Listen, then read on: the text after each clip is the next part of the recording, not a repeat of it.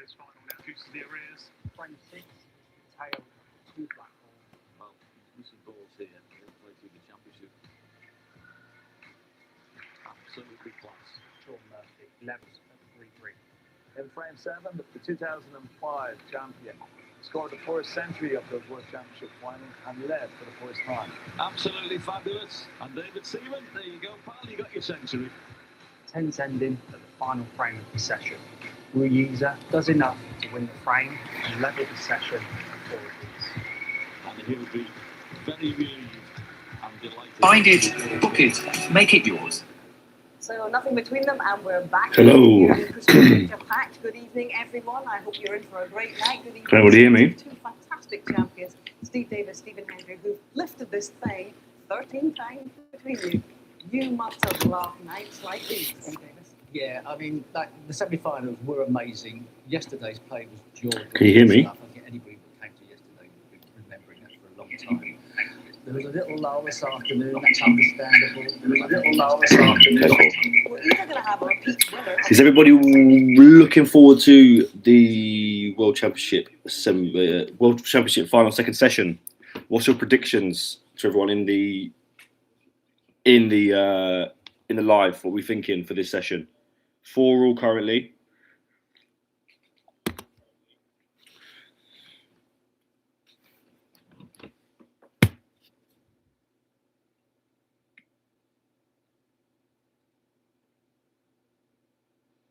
Yeah, so Zach says Zach 99.82, Wu to win 5-3. Well, yeah, says 9-7 Wu by the end. So you both agree that Wu will win the session 5-3.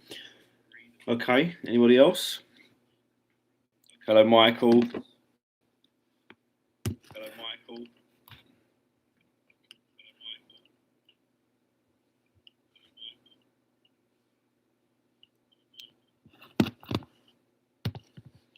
What's your prediction, Michael, for this session?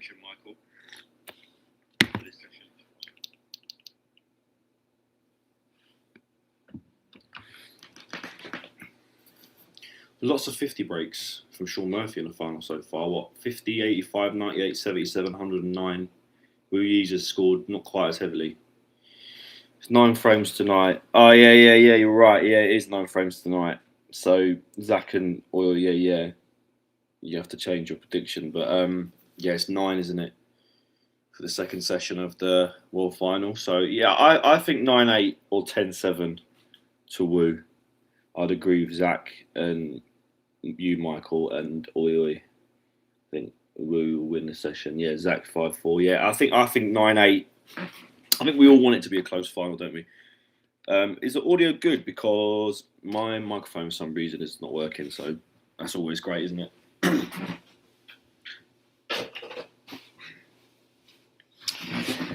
Right. Okay. Sounds alright. Okay, that's cool. It's a bit weird because I'm watching this with no sound, probably for the first time of the whole tournament, because obviously I'm doing the commentary for this. But do let me know who's in commentary. Who's our favourite commentary partnership currently?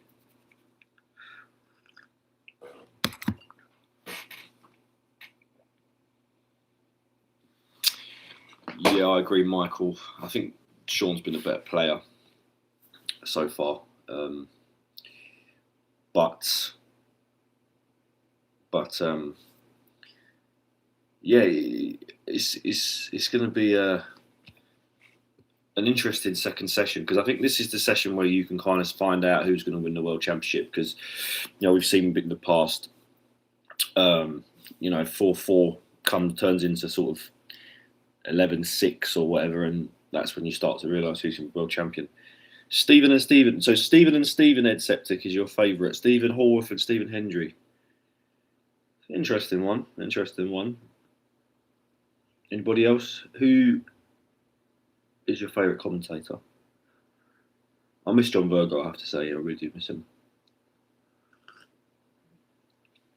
Hendry and Doherty. Yeah, I think Doherty's stepped up this tournament. He's actually become a little bit more one of my favourites.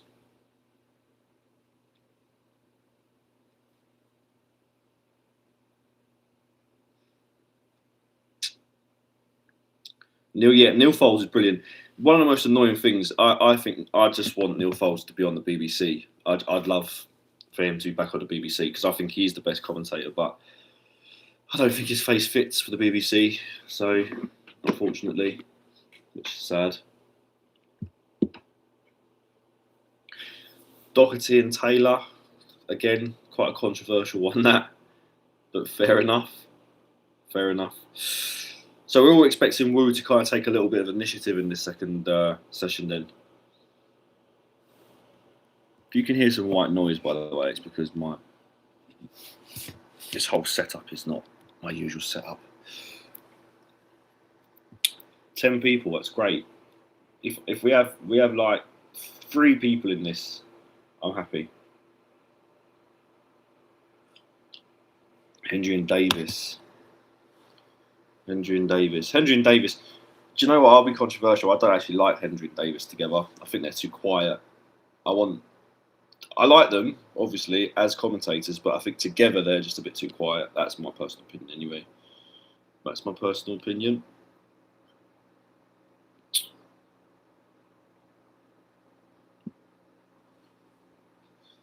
Yeah, the fact that there's a few of you in here is just brilliant. To have even 2 of you would be good because, watch-alongs, they're never going to get thousands and thousands of people because a lot of people don't want to watch watch-alongs.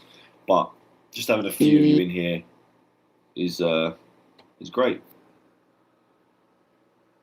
Hello, Jess. Hello.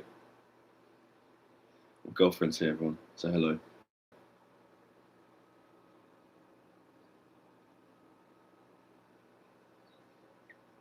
Yeah, that's fair enough, Ed. That is fair enough, mate. I like I say, I don't dislike them. I just think that as a commentary duo, they're a little bit quiet for me. But I don't know. Oh, here we go. First frame. 4 all. I think this opening frame, I know it's a cliche, but I think opening frame is always really important for the player. For players to take initiative. Just we'll see, I think, in this frame what kind of session we're going to get. I'm kind of happy that Wu is breaking off first because what are you guys? I mean, I've put this in my community page already. What do you guys think about Sean Murphy's break off? What's the consensus? Oh, it's a great opening red from Sean there.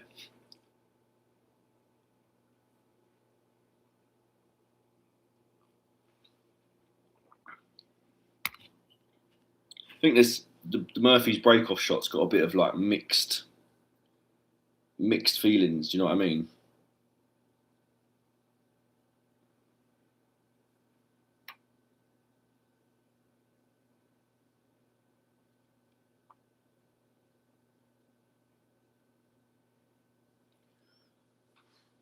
Davis is very good, but he does fence it. Yeah, he does a little bit. Prefer Parrott, Hendry, Doherty, Taylor for sure. Ed, imagine doing a watch-along for that 100-minute frame. Oh my God. See, I didn't actually watch that frame in its entirety. So I kind of saw the backlash and everyone saying, that it was a disgrace. And really and truly, I kind of thought it was a bit harsh. But then when I've gone back and saw that there wasn't a ball pot for 52 minutes, I mean, that is a little bit of a farce, isn't it? Phil Yates, worst commentator. Controversial. Zach says, don't mind a bit of Dominic Dale. Yeah, Dominic Dale's great. I think he should be on the BBC. I don't know why they promoted, no disrespect to Stephen Hallworth, but I don't know why they promoted Stephen Hallworth over Folds and McManus and Dominic Dale. Not promoted, you know what I mean? Hate the break off, but he's in the final. Yeah. Ed says the break is sort of working, I guess. Is it working? I mean, I suppose it is working, isn't it? He's in the World Final, so it can't be that bad.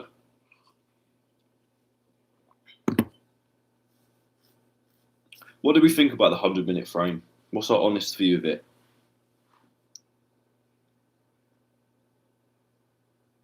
What's our honest view of it?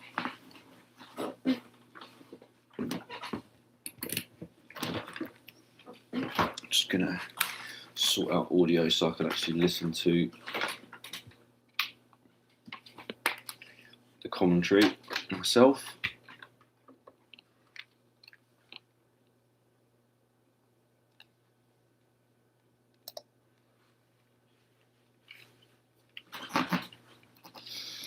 Ref should have got in there 20 minutes before, way too slow. Yeah, I agree. I agree. I agree.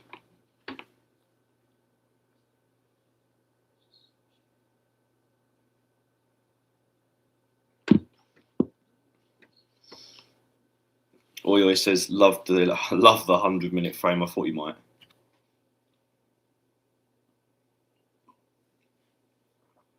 I remember I made the Wu Yiza analysis video in March, and I did say that I thought he could be better than Zhao Xintong, and I think a lot of people in the comments were like, I think Baize is being a little bit controversial. Maybe he's making a take that's a little bit, I don't know, maybe I don't agree with it, but the proof's in the pudding. He's in the world final, and if he wins the world championship at 22, I think he's already above Xintong. That's controversial, but Ed, my view is the refs have to take control more rather than literally licking the players' asses all the time. Yeah, I suppose it's probably one of the only sports where the ref doesn't seem to have power. Players have massive power over the ref.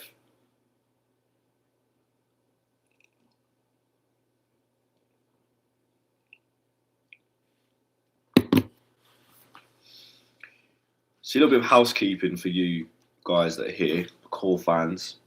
I haven't uploaded this weekend, and I'm sure some of you are aware that I was meant to be uploading this weekend. So I was meant to be uploading a Mark Allen analysis video this weekend, and the reason I haven't uploaded it is because what happened in the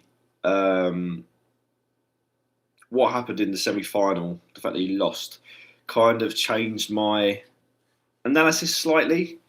And so my analysis of him was a little bit dated. It was like a week old, and I feel like I needed to add a few things. So that video hasn't been cancelled. It's just going to come out next weekend instead of this weekend. So if you're wondering why there's no upload, that's the reason. But there'll be an upload on Tuesday. So Tuesday, and then there'll be an upload on the weekend as normal. So yeah. Ed says, I watched Ronnie warning a ref once. Couldn't believe it. AI couldn't believe it. That's a great shot from Wu Yiza, that red to centre.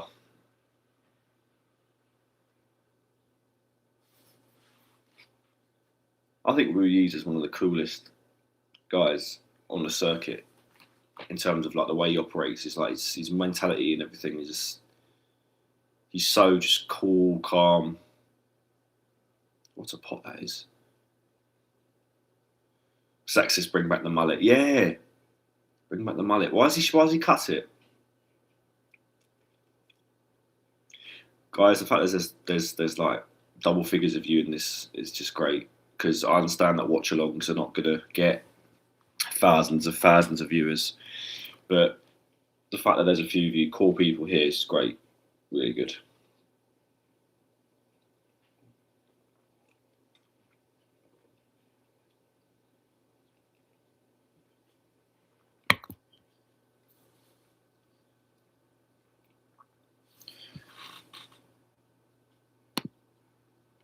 I'm going to start a poll. I want you guys to get involved. My question is going to be, who do you think will end their career as the most successful? And it's going to be between Wu Yiza and Zhao Xintong. The poll's there, vote in it. Let's go.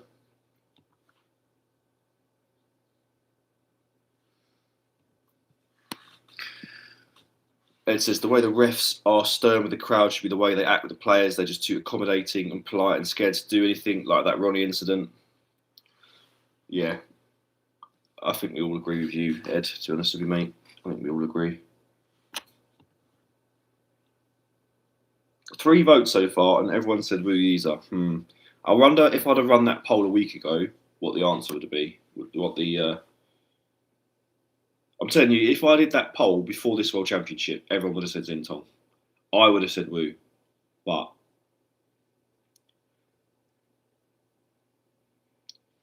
I don't like saying like this outright because there's no way for me to back it up. But you know when you guys, you know when you watch snooker, if you're snooker fans, you know when you watch a player and you just think, this guy is better than the other. Like if I watch, say, Jack Lasowski and watch him play Mark Allen, the eye test can lie because if you watch a few frames of snooker, you'd probably think Jack Lasowski's better than Mark Allen.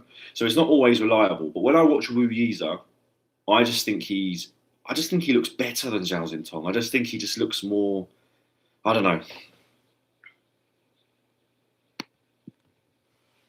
Zach banged 10 quid on him at 20-1. Go on then. Go on then. Wu taking the opening frame. What would you make of the first frame, guys? Pretty routine, wasn't it?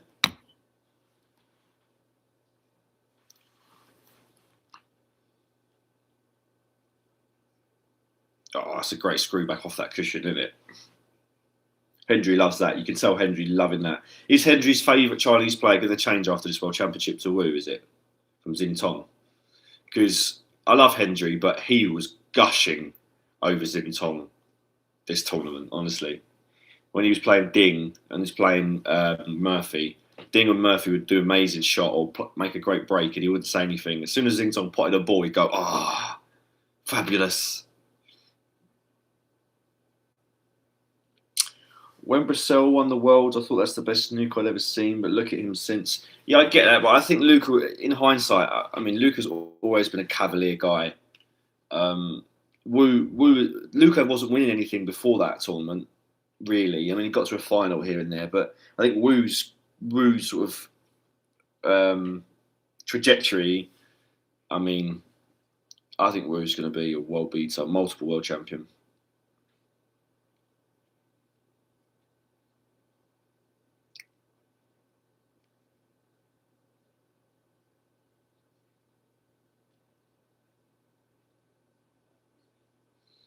Do you think Wu should spend time with Higgins or Selby instead of staying at Ding's academy to take the last part of his game to upper level? No, I think he should just continue doing what he's doing. I mean, he could win. He's going to win the world championship if he wins this match. Why does he need to change the way he plays? He's 22 years old and he's in a world final. Why would he need to change the way he plays? I understand maybe a player would need to kind of improve their safety game, but the bottom line is if he wins the world championship, what improvements need to be made? I think spending time at this age, at his 22, with people like John Higgins would just dampen his attacking ability. Maybe there's scope for that a little bit later in his career, but right now, why change the formula? You're 22, you're in a world championship final. Don't change anything. Woozy going to win many a world title for sure tomorrow or not? Woozy. That's Ronnie O'Sullivan's pet name for him, I think. Woozy. So look at this break, right? Okay. There's a few reds in the open, but the black is in an awkward position. Now it's not, but you get my point. Every time he does that break-off shot, it puts the black off the spot. I wouldn't want that to happen, but it's just me.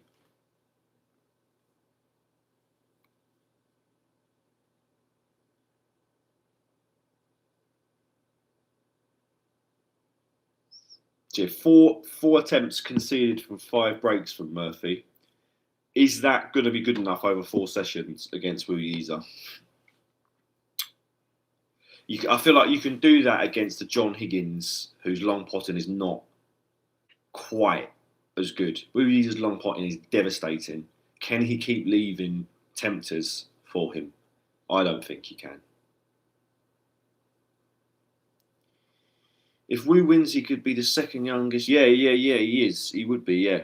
Yeah, he would be. Hendry's the first. Obviously, Murphy's the second. Yeah, it would be Wu, which is crazy. You come to think of it, Wu's only been a pro for 5 years. Mental.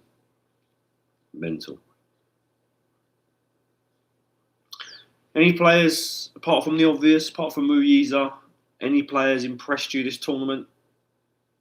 I was quite impressed with Hossein Vafai. Hossein Vafai I thought played really well. I think he looks like a player that we could be seeing more next year. Poor Ding must feel gutted. Yeah, he missed the boat, hasn't he? World final and a world semi-final. He's missed the boat.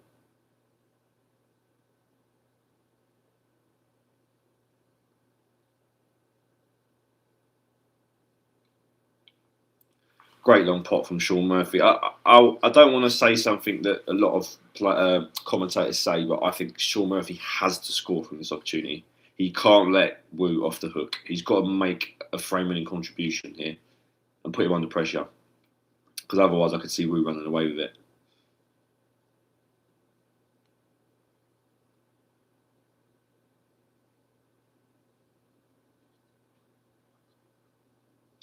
If any of you are in this live stream who are not in my Discord, let me know, and I'll post a link in the chat if you guys want to join. Because after the World Championship is done, there's still going to be loads of snooker talk in the Discord, so get involved. Moody impressed for a session and a half, but he's 18, so plenty of time. Yeah, Stan Moody's a bit of a what's the word? Not a weird one. Dan Murrin, who is the host of the Snooker Tour podcast, who is someone that I talk to a lot about snooker, who you guys might know from my channel. I don't think he thinks that Moody's going to be that good, and he's not alone in that. I think there's a couple of people that I'm close to in the snooker world that don't actually think Moody's going to be that good. I think he will be, but I don't know what his ceiling is. Don't know. It says Moody's from my town of Halifax in Yorkshire. Have you met Stan Moody? Do you know where he practices? Sure, he practiced with Sean Murphy, hasn't he? How did he miss that cannon from the black? That's so unlucky, isn't it? But I really believe that Sean needs to make the most of those scoring opportunities, because making a 16 break and then putting Wu Yuzu in a safety shot, I don't think is going to put him under pressure. I don't think it will.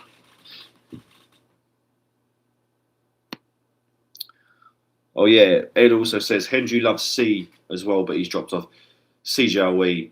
I've had this conversation with Michael, who's in this group at the moment, who's in this live stream, and is also my moderator for my Discord. I just don't think the C Jiahui's. I think we've already seen the best of him. I know that sounds crazy considering he's in his 20s. Every time I watch him, he just disappoints me. He's got a lot of work to do. A lot of work to do.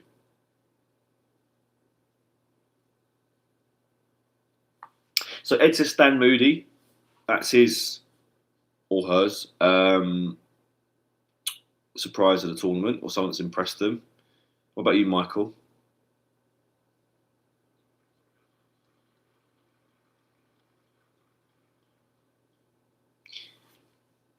I think Pullen, Zach says, I think Pullen will be a top 5 player and better than Moody. Controversial. Ed says, I think Moody is the best of the young Brits at the moment, but there's not too much to choose from. Yeah. Do you know who I hope does really well? Antoni Kowalski. I think that's how you pronounce his name. The Polish young player who qualified for the World Championship. I'd like to see a top 8 player from mainland Europe, because I thought it was going to be Luca Brissell. But obviously that's not turned out to be the case. So I'd like to see Kowalski. Or someone like Artemis Sissins. But I don't know if he's that good. But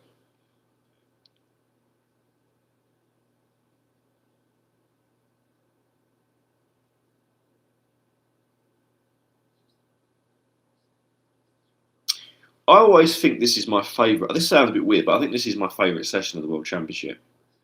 First session I always feel is cagey. The last session is obviously the best session in terms of drama.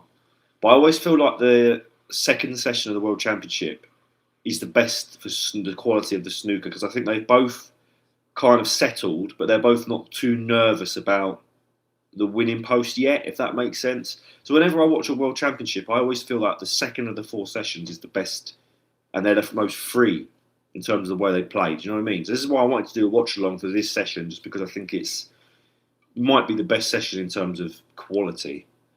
What a strike that is from the user on that blue, by the way.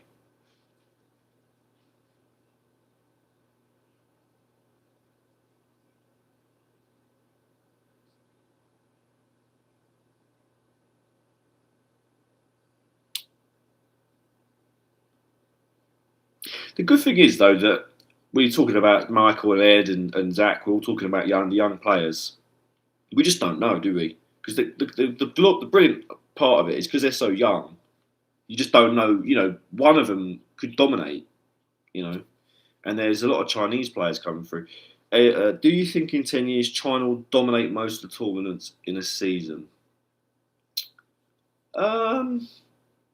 What do you mean by dominate? Do you mean like win 80? Do you mean that a Chinese player will win 80% of the tournaments? I don't know about that. I think that they will. When you look at, say, the last few years, say the last 50 years of snooker, you would say probably the English players have dominated in terms of, you know, you've had a Hendry and stuff like that, but I think overall you'd probably say the most ranking events have been won by English players. I think that will change to Chinese in the next 10 years, but I don't think that they will completely dominate, because I think when you think about this Chinese takeover, which is happening, there is a lot of, you know, look, Wu Yi's is probably favourite to win the World Championship now, and Zhao Xintong is reigning champion. But if you look at the Chinese players on tour right now who are currently professionals, there aren't that many who are good enough to win Triple Crowns yet. So you've got Xintong, Wu Yiza, Ding, maybe you could argue. But then outside of those 3, right now, where are the Triple Crown winners coming from? Chang Bingyu is a young guy who seems to be, could be on that list. But players like Zhang Anda and Zhao Guodong, they're good players, but I don't see them winning 5 ranking events a season, 3 ranking events a season. I still think in 10 years, Judd Trump will be winning tournaments. I still think in 10 years, Corey Wilson will be winning tournaments. Probably the likes of Sean Murphy will still be around. So I don't think that they will be dominating the tour, but I think they will win probably 40 or 50% of the tournaments this season. That's my personal opinion. But I think that the best Chinese players might not even be pros yet. You know, Xintong and Wu Yi's are great, but there might even be younger players that are better than them in 10 years, if that makes sense. So yeah, that's my 10 cents on it. But I don't think it's going to be a situation where 100% of ranking events are won by Chinese players. I think that's doomsday kind of doom for, what's the word? I think that's kind of like negativity from the British people. I think British fans, they don't want snooker to just be Chinese. And I understand that. We don't want one nationality to completely dominate because it's not good for the sport. I don't think it will happen.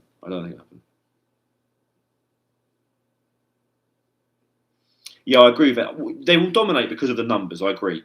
But you have to remember, there's only 128 players on tour. So it's not like, yeah, they have an advantage because of the amount of players that come through. And obviously they'll be able to saturate the market. So maybe in 50 years, you're going to have 80, 90 Chinese players out of 128. But that's just so far in the future, you don't know. So to answer the question, in 10 years, dominate, I think will be a strong word, but probably the majority, in terms of 40 to 50%, will be Chinese players, ranking event winners. But, you know, like you say, if Stan Moody and Liam Pullen become world-class players, then that could create an influx of young British players in the next 30 years. You just don't know. You can't make those kind of... if you'd have asked Ray Reardon in the 70s what snooker's going to be like in 50 years, I don't think he would have given you an accurate kind of answer. So it's very difficult. Very difficult.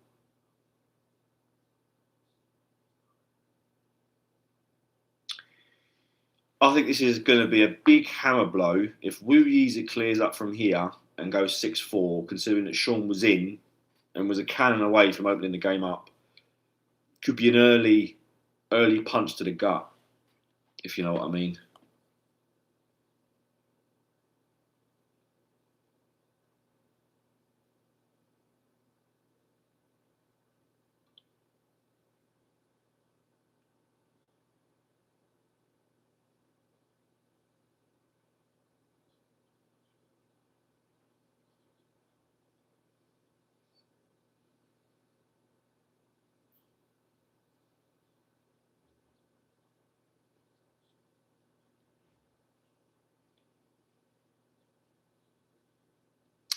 I think Xingtong will be best for 10 years, and I'm looking forward to the Trump and Xingtong finals. I disagree. I think Wu Yeezer would be better than Xingtong. I think Wu Yeezer, if he wins this World Championship, is already would already be he wouldn't have won as many tournaments, but he's what, 7 years younger, and he would be world champion at 22. His break building statistics are already superior than Zhao Xintong's, but I still believe Zhao Xintong is a world-class player. So I'm not completely saying I disagree. I just rate Wu so highly that I don't think Xintong's going to be world number one and dominate. I just think Wu's better and will be better. And that's nothing against Zhao Xintong, because I think a lot of people, just want to clarify something, I think there's a few people that were like, oh, you don't like Xintong, you're biased against Xintong. It's not that I don't like him, I just think that the media will make you believe that he's the greatest at this, the greatest at that. He's a great player, he's a top player, and he's been probably the best player in the world for the last 12 months. Bearing in mind, he's only had one season in his whole career where he's looked like a consistent winner, and he's nearly 30. So, you know, Wu Yeezer could be 22, world champion. So, yeah. I don't know.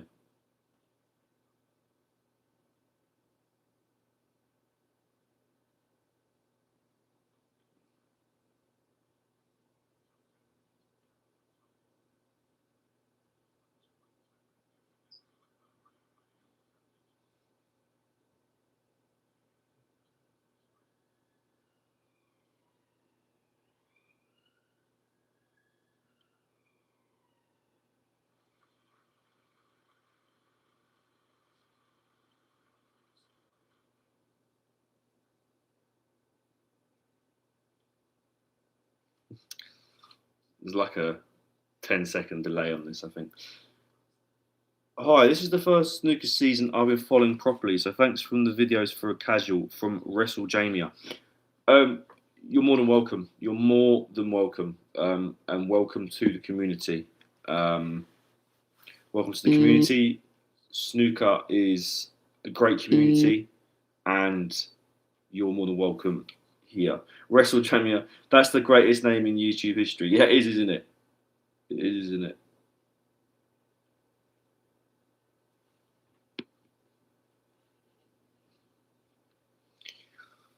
Well, I said this 10 minutes ago. Sean Murphy had to clear to go 5-all. Wu Yeezer's going 6-4 ahead. For me, Sean can't let that happen consistently throughout the 2 days, because otherwise he'll lose.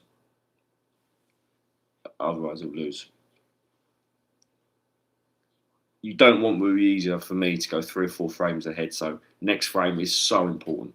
So important. Weird question. What's everyone having for dinner tonight?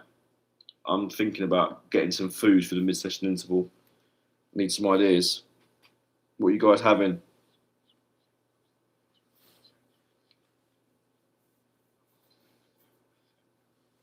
I've got a feeling there's going to be some crazy comments, like something like Mongolian food or something.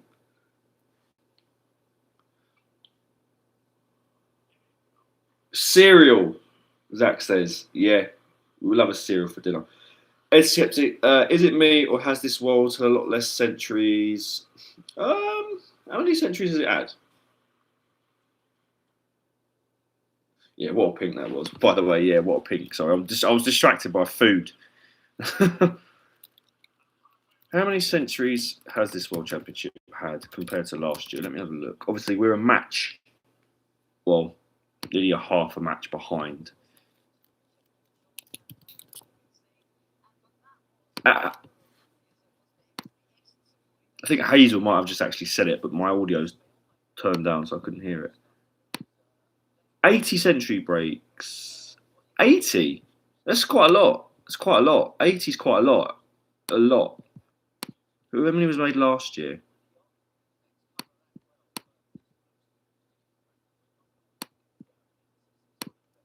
$107 were made last year. Okay, cool. So there is a little bit less than last year, maybe. Maybe it's because of the top tighter pockets. I think the pockets have been generally tighter this season.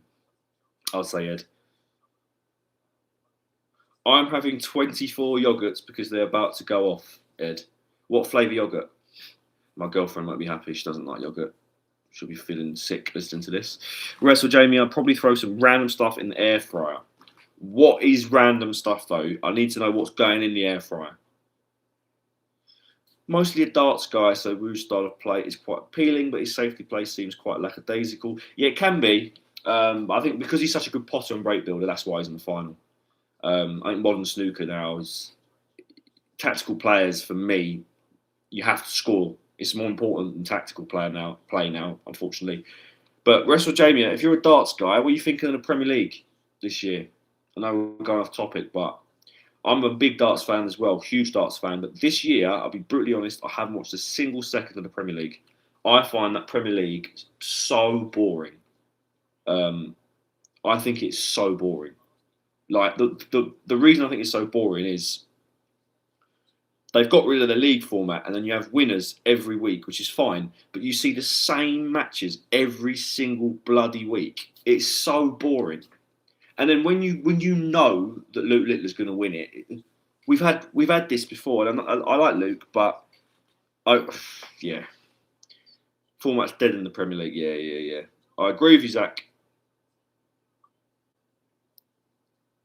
Ed. Yeah, I think there's a little bit less, a few less centuries, Ed, this year. Like statistically, there's like 20 less, but I think there was a lot last year, and there'll probably be 85, 90. And if you think 10 years ago it was like 50, we're doing all right, I think, for centuries. But I'm going to do a video about break building in the next couple of weeks. So Ed, you'll like that if you're a big century person. I'm going to be discussing who the best break builder of the season has been statistically, and if break building is easier in China because of the pockets. So stay tuned for that. That will come in the next couple of weeks.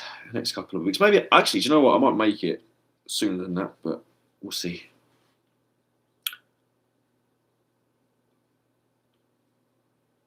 I want to know what Wrestle Jamie is putting in his air fryer. My girlfriend loves an air fryer.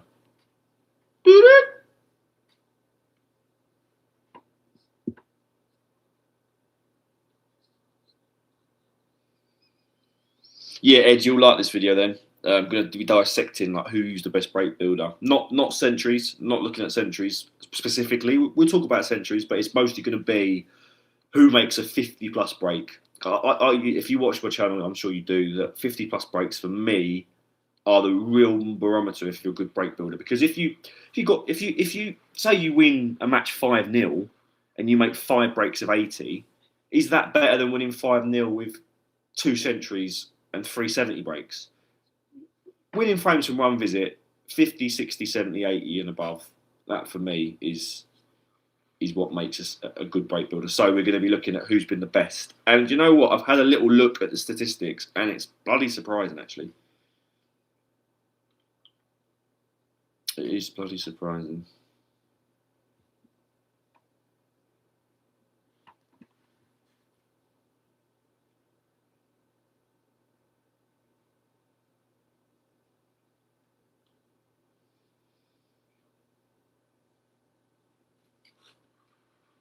What are we thinking of this final? Sean Murphy's in again. Do I need to repeat myself, guys? He needs to bloody score. He needs to score.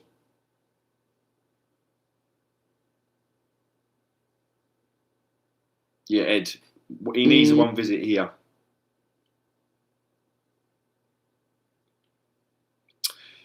Is a 70 plus not a better metric as the frame? Yeah, it is. And I will be, don't worry, ESP, I will be dissecting that a bit more as well. The reason I use 50 plus break stats for the general analysis videos is just because of ease of accessibility. But I still believe that 50 plus break stats broadly are the best stats to look at for break building, because I think if you're consistently making a 50 break in a frame, you're a good break builder. But you are right, 70 plus stats are a better metric for dissecting, comparing break builders. So I will be looking at that, and I will be including that in the video. So don't worry, I completely understand what you're saying. But I use 50 plus break stats when I generally analyse a certain player. Say I analyse Mark Allen, but 70 plus is the best. 70 plus is a metric that I'll be using in that video. So yeah, Ed, I wonder what the lowest score ever was to win a frame. Well, do you know what? I actually think it was a Ronnie O'Sullivan game, if I remember rightly. I might have to research that, but I actually think Ronnie played in a game where he won it with 35 points. Had to go for a bit. Premier League format has had complaints for years. Don't know when they're going to change it. Yeah, Russell Jamie. That's my biggest bugbear with the Premier League. I watch the World Championship. I watch the match play. I watch all that. But that weekly format where you get a weekly competition is dire, absolutely dire in my opinion.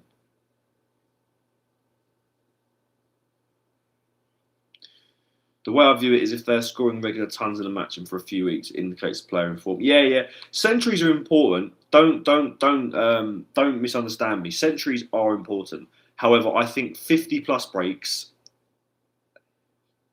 are Mark Williams, for example. It's a consistent theme. People will say the reason he doesn't have as many centuries as John Higgins or whatever is because in the 90s he didn't play for them. That's a common comment.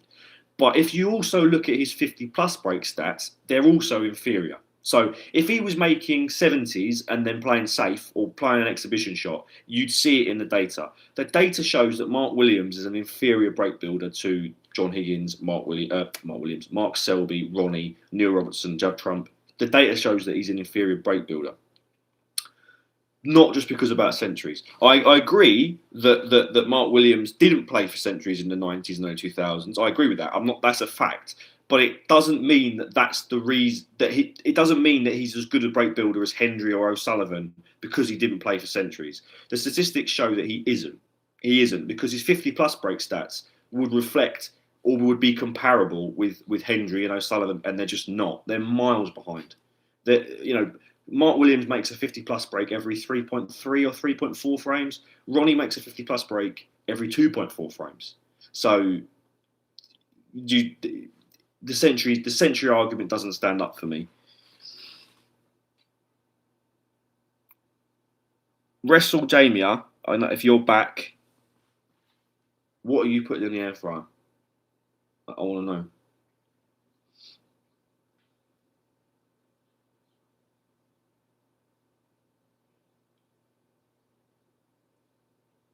I think I'm going to have a Chinese. Can't cook, and I don't think my father, who I live with, wants to cook either. So Chinese, I think. But yeah, we're in this next frame, 11th frame. Sean Murphy. Very important that he won this frame. To go 6-5 shows he's fighting, shows he's not letting Wu run away with it. Very good. Very, very good.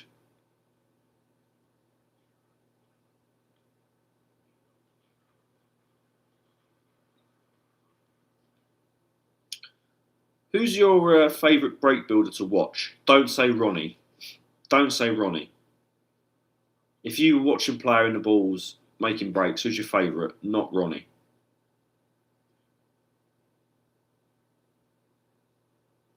I actually think Williams is more talented than Ronnie. The stuff he does on the table. Yeah, he's unbelievably talented. Unbelievably, Ed. I wouldn't say he's more talented than Ronnie, but I see what you mean. The talent is comparable. The statistics and the trophies and the winning isn't. But Jack Lasowski's one of the most talented players I've ever seen. And he's only won one tournament. But I get what you're saying, Ed. I don't think you're wrong. I wouldn't say that he's more talented than Ronnie, but he's definitely one of the most talented players. Zach says, I do like Trump. Yeah, Judd's an amazing break builder. Statistically, the second best break builder of all time behind Ronnie. And that's not just centuries, that's over everything.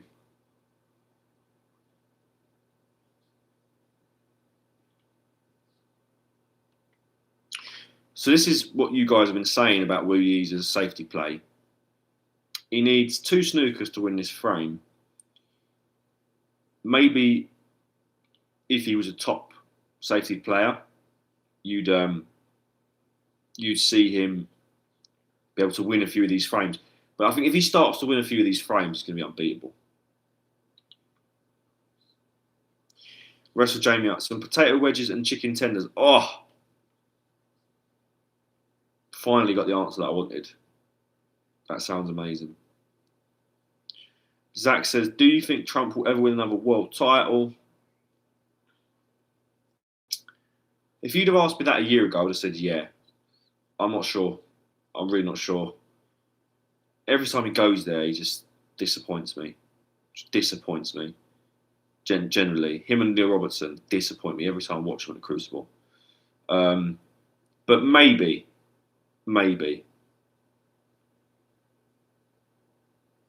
Great break builder, but mentally struggles of late. Comes unstuck way too much, Judd. Yeah, agree, Michael. In my opinion, Judd struggles here because he seems more frightened of losing than the need to win, so it's always a struggle and it's painful to watch. Yeah, potentially. Safety man. Ronnie did one-handed stuff for the crowd, but left it behind in the 90s. Yeah, Ronnie, if you've watched my Ronnie O'Sullivan development video, Ronnie O'Sullivan development video. Sorry, my mic cut out there. You'll see that Ronnie's changed, I think, over time.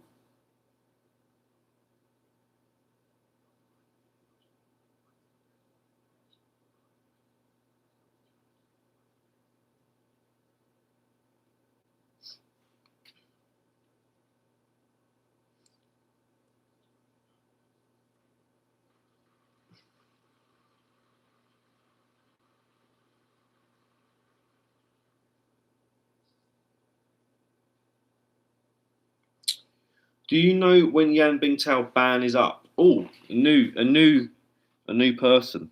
Is your name Shakti? What a name! Do you know when Yan Bingtao ban is up? I think it's 2027, end of next year. End of next year. Michael says, I think Judd will win one more sometime. Yeah, I could see that. I could see him winning another one just because he's so good.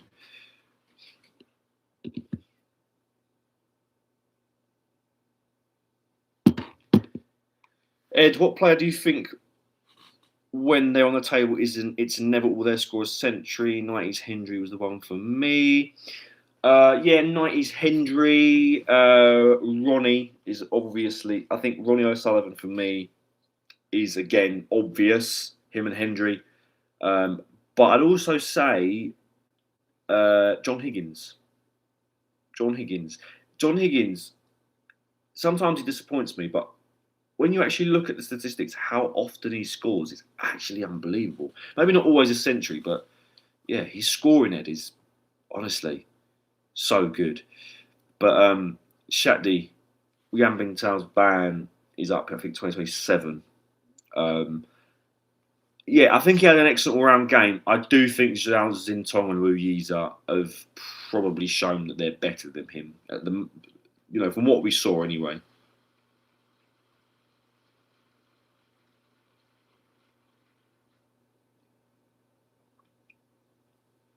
Safety man. I met Stephen Lee once in a Playboy Club London. Just after being banned, he said he was innocent, of course. Well, let's not get into anything that could get my channel demonetized. But Stephen Lee,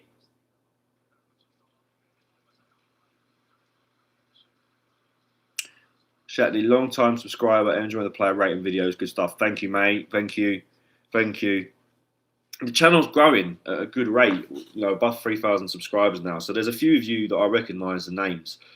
Some of them I just can't keep up with because there's just so many, which is great. Mr. Elusive. Hey, how's your century break challenge going along? Right. Okay. For my core closest fans here, Ed, Michael, Mr. Elusive, ESP. The Century Break Challenge is going not bad. The reason I haven't uploaded is for a couple of reasons. My plan was to get a good camera and mic and light and everything in January or February. It hasn't happened because of a number of reasons that are quite boring. But the bottom line is I've got a plan of when I'm going to start practicing. So I will start practicing over the summer when I've got more time. That will then happen. And then when I'm in a position where I'm making 20s and 30s, which will probably take a couple of months, I will start filming. So your first video for the Century Break will probably be in time for the new season starting. So maybe July or August. I know that I did say it was going to come out earlier in the year, but I want it to be good. But it is coming along. I just need to get in the snooker. I've joined a new snooker club. I'm also looking to join another snooker club near where my girlfriend lives, and hopefully they'll let me film. And if they do, then we're basically good to go. It's just about practice and then getting the first video out. But my timeline is that by July or August we'll have our first episode out, and I'll try and upload once a month. At least once a month for that series. So yeah, I haven't forgotten about it. It hasn't been scrapped. It's just a few logistical problems. Ed, Bingtao was going so well and he had to mess it up. UK's at 19 years old, I believe. Yeah, he won a Masters at 20. Bingtao. He Masters at 20. Back in the day, 50% of the shots were flukes though. I do realise though this Century Break Challenge is going to be so difficult. It might not happen. It might not happen. But it will be a fun series for you guys to watch because it's not just going to be me potting balls, and it's going to be loads of stuff. I'm going to maybe get a coach. I'm going to maybe interview a few people on the way, go to a few tournaments, go to a few this, go to a few that. Might get a new cue, and I'll vlog it all. And I'll vlog practice sessions. Hopefully, get have a practice session with a decent player and get some tips. That would be great. So hopefully, that's what's going to happen. So stay tuned for that. That's going to come up very soon. I'll say probably August. August you'll have your first episode. But yeah, Wu Yeezer. He just seems to be every sort of frame or two, just edging ahead. Mr. Elusive. My break never went past 30. I've been playing since I was about 8 or 9. It's nearly 40 years ago. Yeah. See, that's what I'm worried about. I mean, my highest break's 32. But I didn't play a lot back then. So I'm hoping if I play a bit, I can double it at least in the next year or two. After that, no clue. No clue. It's all about cue ball control, isn't it? But yeah, Wu Yeezer seems to be edging ahead a little bit. I think if you told Sean Murphy you'd get out of today at 9-8 behind, I think he'd take it. Ed says, Moody does a YouTube channel. Maybe you could hook up with it. Yeah. Listen, I want to make content with any snooker people out there. I'd love to do a video with Moody. I'd love to do a video with Michael Holt. I'd love to do a video with Sean Murphy eventually. And of course, I'd love to do a video with Stephen Hendry. But, you have to get multi to do that. Russell Jamie says, Fan Zhengyi could have changed this tournament so much. Fan Zhengyi, yeah, 10-9, wasn't it? Sean Murphy beat him, crazy. Crazy.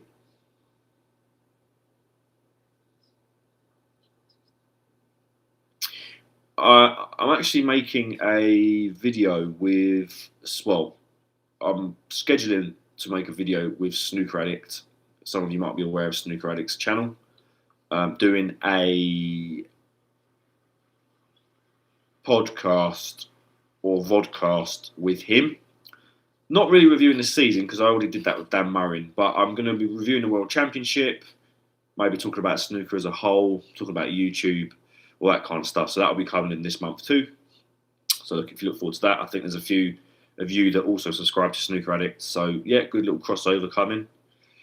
It says Moody's channel isn't big enough to ignore you. Yeah, I'll take that as a compliment, to be fair.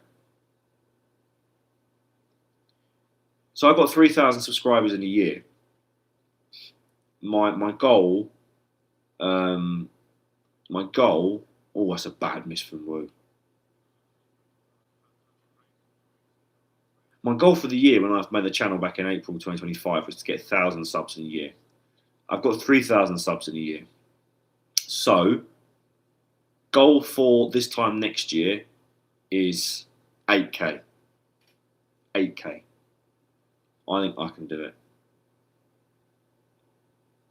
Russell Jamie, a preview for the World Seniors.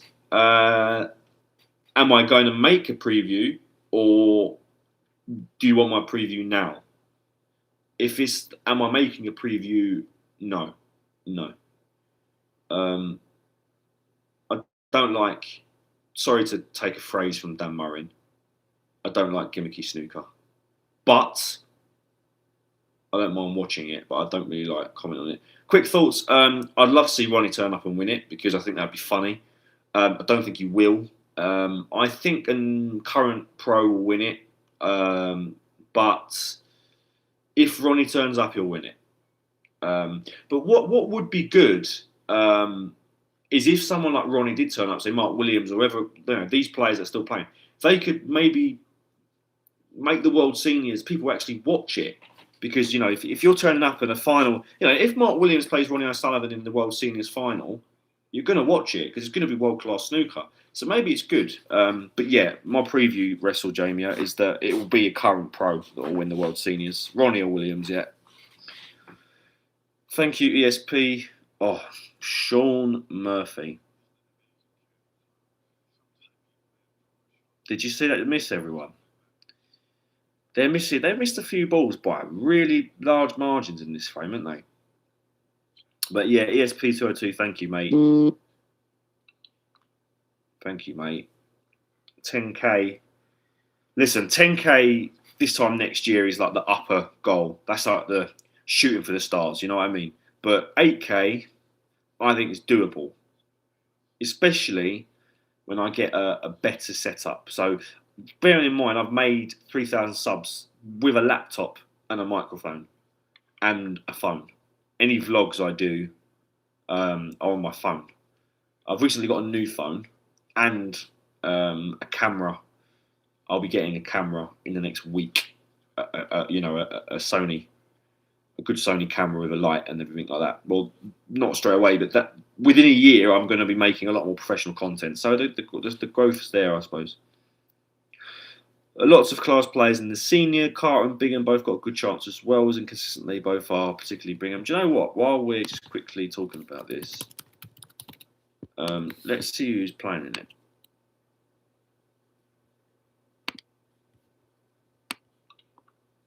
I'll be honest, I don't even know who's playing in it.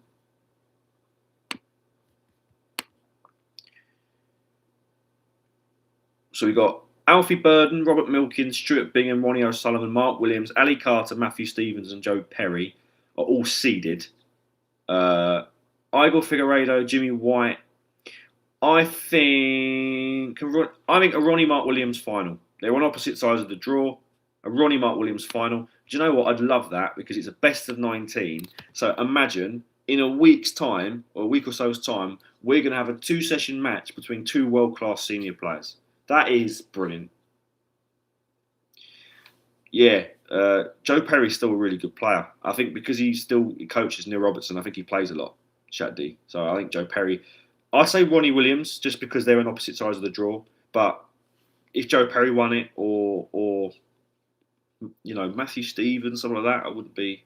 Stuart Bingham, Annie Carter. Exactly, Ed. Ronnie Williams for a final would be absolutely brilliant, wouldn't it? And it would legitimise the World Seniors. It'd be the first World Seniors final where everyone's like, actually, this is a proper tournament. This is a proper thing to win. So I love it. I don't like gimmicky snooker, as I said, but my name is Stefan. Shat is because surname is Hatton. That's so good. Well, I'll call you Stefan, but I like Shatdy. Yeah, Ronnie Williams box office. It would legitimise the tournament a bit, and it wouldn't be gimmicky, I think. Make it less gimmicky, you know. But Wu Yi's is going well in this frame. 51 break, or he's on 51 points. I can't actually.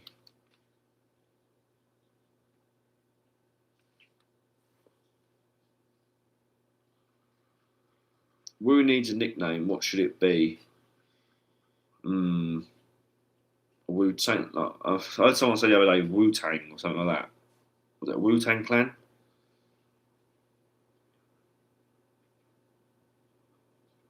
So after this frame, guys, it's going to be the mid-session interval. So I'm going to take a little break. I actually need to find out how to take a break because I've never used it. They've updated this. They've updated the YouTube interface for live. I don't actually know how to use it.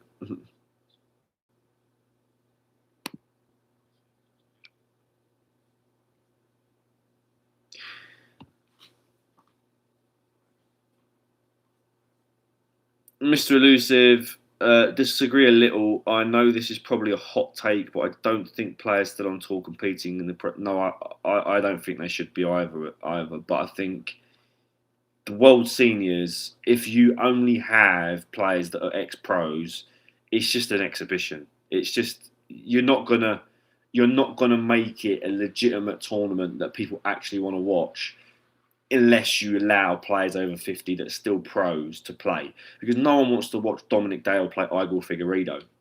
No disrespect to Dominic or Igor, but if you want to make it a tournament that puts bums on seats, has a big prize money and sells tickets, I think you've got to put in the likes of Ronnie and Mark Williams. Because otherwise, you're watching Joe Johnson and Jimmy White and people that, that's my opinion. I get what you're saying and I kind of agree, but if you want to make it a box office event, you've got to allow the other top players to be in it, I think. Ed, so what do you think of the screaming sounds in the shootout? The shootout's fine. If the people want to shout in the shootout, then they can, as long as it's not in another tournament. What a pot that is from Ruiz, that long pot. Oh my God. You a fan of those woo noises from the crowd? Yeah, why not? Why not? What's wrong with that? What's wrong with that? It's no different to come on, eh? Come on, eh? That we've had for the last 30 years, so no, I think it's fine. Wu Bangman, questionable. Wu Tang Clan Yeezer. Can we make? Is there a nickname that we can actually make without Wu in it though? Beautiful red. What red that was, but I think he needed to pop the blue. I think Sean is, because he's coached by Peter Ebden, I think he'll still try and scrap this a bit. But yeah, after this frame, it's going to be it's going to be the mid-session interval. So I'm going to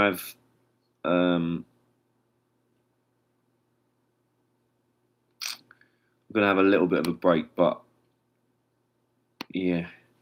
Pakadan says, I think Wu's career will take a bad turn in 2 years' time. What makes you say that? That's a controversial take. Yeah, ESP202. Why a bad turn? Russell Jamie, not to bring it back to darts, but World Seniors Darts has some good appeal for it, but they weren't allowed to have tour card holders. So once Phil Taylor gave up darts for good, it died out from there. Yeah, I think no one really wants to watch bad sport, no matter who it is that's playing bad sport. I really believe that. No one wants to watch someone average 60 or make 20 breaks. No one wants to watch it. So it's kind of it's one of them difficult things. Do you allow current pros to make the quality better? I agree with Mr. Elusive that bottom line, it does sound that, it's maybe not fair, but life's not fair. Life's not fair. Why a bad turn? Ed says 2 years, that's very specific. Puckadan says just a hunch. I hope I'm wrong. Wow. I mean, I disagree, but I mean, if Dan's basing his opinion on what was said earlier, that Luca Brissell could be right. Well, if Wu gets banned from match fixes in 2 years, we know who to play. Wow, Dan, you're getting in trouble for match fixing now. So it's obviously mid-session interval now, 7-5 Wu. I'm going to stay here. Yeah, I agree with isn't Luca. I'm going to stay here and have a chat with you. Also going to order some food. Yeah, I was going to take a break, but because it was only an hour, really an hour for that, yeah, we can stay. We can stay. We can stay.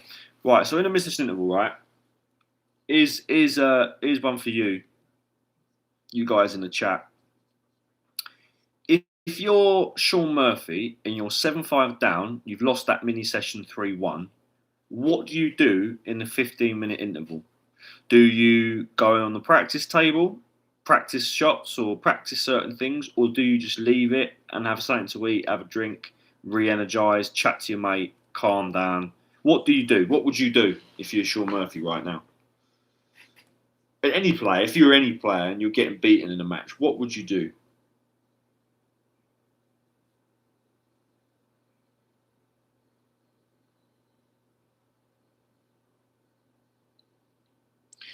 Zach says he'll change the break off and have a break. Donny's here. Hey, hello, Donny. Sit back, don't overanalyze, business as usual. Good to see Donny. Yeah, fair enough. Fair enough. I think I'd if I knew I was missing a certain type of shot, I'd play that for like 5 minutes. But yeah.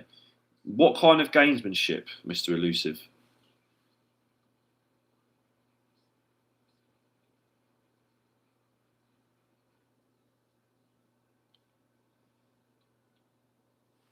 Ed says, I'd chill.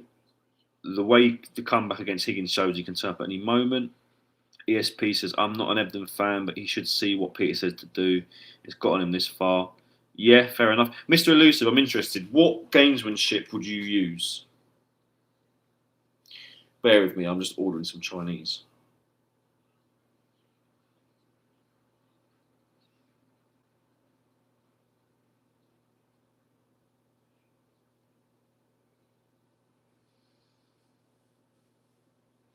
Donny says, seems obvious, keep him tight, frustrate him.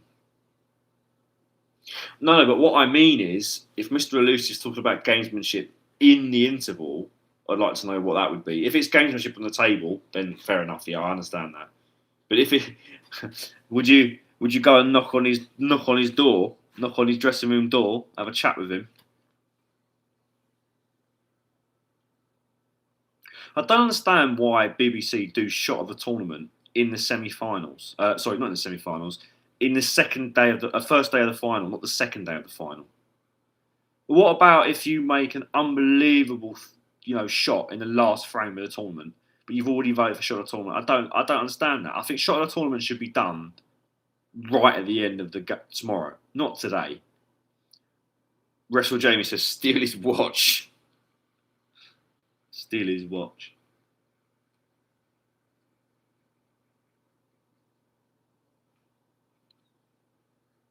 I heard a story once that Ronnie O'Sullivan was 3-1 down, or 4-0 down, sorry, to Graham Dott in the first day of the World Championship in 2004, the final. And his old coach was now coaching Graham Dott. And it just absolutely killed him for the first 4 frames, which is one of the reasons why he was 4-0 down. And he had a right old go at him during the mid-session interval. And got his Zen place, got back to 5-3, and then won 18-8. But apparently that's one of the reasons why Ronnie lost the first 4 frames, or first 5 frames in that match. It's because he's just gone. Because his old coach had deserted him. It says, are you even allowed to interact with others in the intervals? I don't know. I don't think there'd be a law against it, as in like an actual law in the rules, but it's probably just not the dumb thing. Do you know what I mean? It's just not etiquette. But I don't know. Maybe someone else will know that. Maybe Donnie will know that, or Michael will know that. But I don't think there's a rule against it officially. No, I don't think so. Sometimes you see Ronnie talking to them, Ronnie or someone talking to each other when they go out. I mean, the players. I don't think there's a rule against it, Ed. Rule against talking to your opponent during an interval.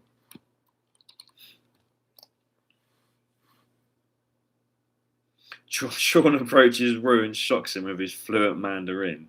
I heard a rumour somewhere that Sean speaks another language. I don't think it's Mandarin, but probably doesn't speak another language. He didn't have a 9 darter either, did he?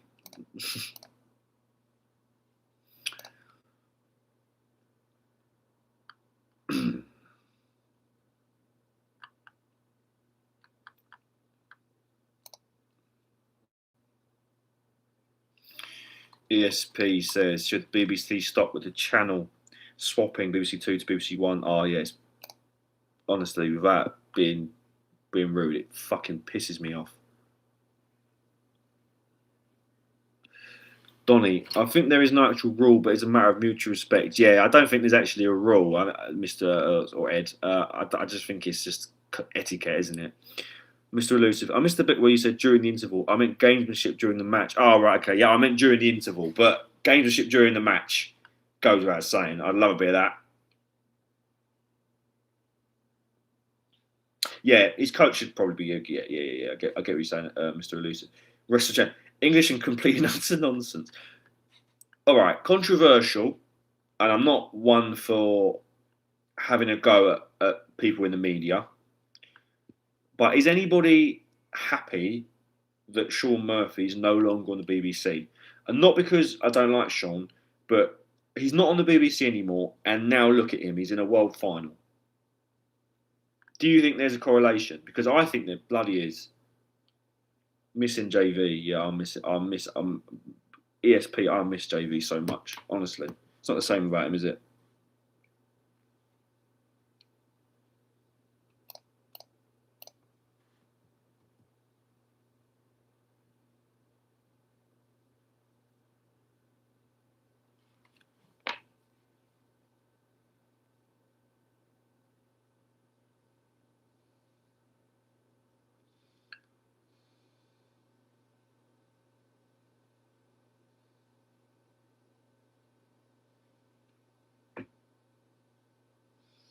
Kyron should do the same, focus on winning, not commentating. Yeah, I agree. I don't like current players unless they're like people like Ken Doherty who and Matthew Stevens, who are no longer top pros. I don't like top pros, players in the top 32 commentating and are being involved in the media around a tournament, because I just think it's just a bit wrong. I think it's just wrong.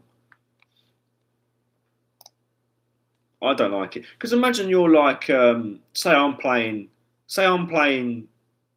Ed, I'm playing you next round, but I'm commentating on your match before the game, and I start using gamesmanship in the media. I could be like, oh, I don't think he's playing well, or I don't think that's right. I don't think it's right at all.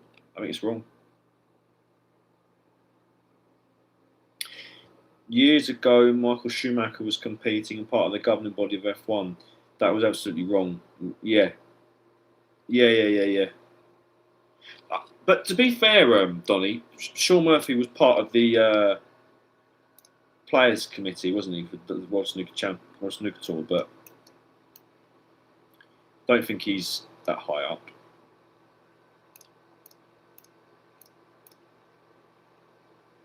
Do footballers referee the match as well? Yeah, that's so true. If you're like Ken Doherty or Jimmy White, a pro that's still on tour, but you're, for all intents and purposes, finished, or you're out of a tournament. So say, for example, like Mark Williams, you know, he got knocked out. I've no problem with him doing commentary, but not when you're in a not when you're in the tournament. Not when you're in the tournament.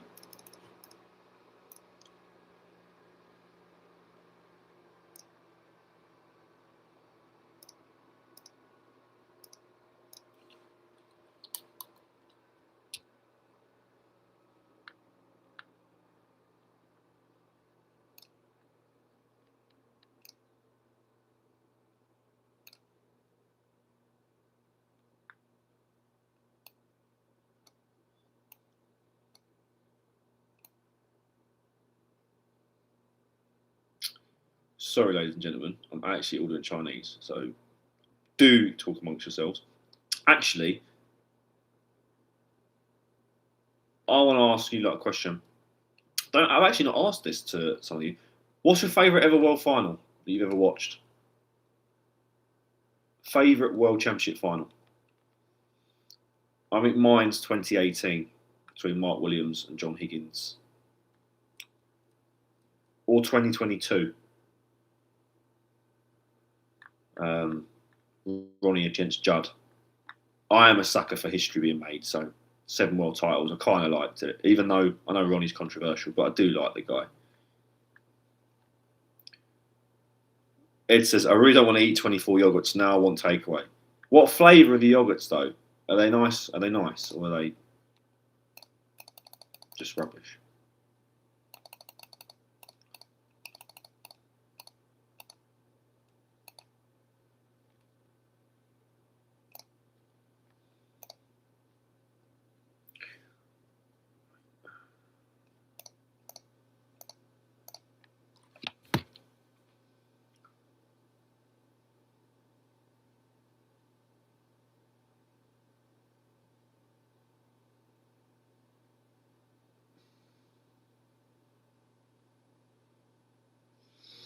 It says Judd's win against Higgins. Yeah, great final. Great final. Great shout, Ed, actually. Great shout. That would be my top 3.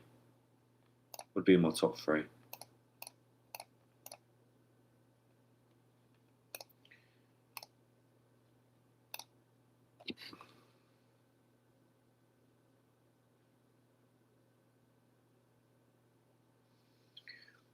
Donny says, off the cuff question, did Kyron get his tip fixed yet? Do you know what? I haven't got a clue, Donny, to be honest with you. I heard, so, okay, boys and girls and everyone else, what do we think of Kyron Wilson's tip problems or cue problems, right? So the problem is, so he had a cue that he won the World Championship with. He won 4 ranking events last season with it. Then in a freak accident when it was getting work done, it broke. Right, so he couldn't use it anymore. He's then taken the best part of a year to find a cue that he likes, and he turned up at the World Championship without a cue that he likes and without a tip that he likes, but he won the Masters with it.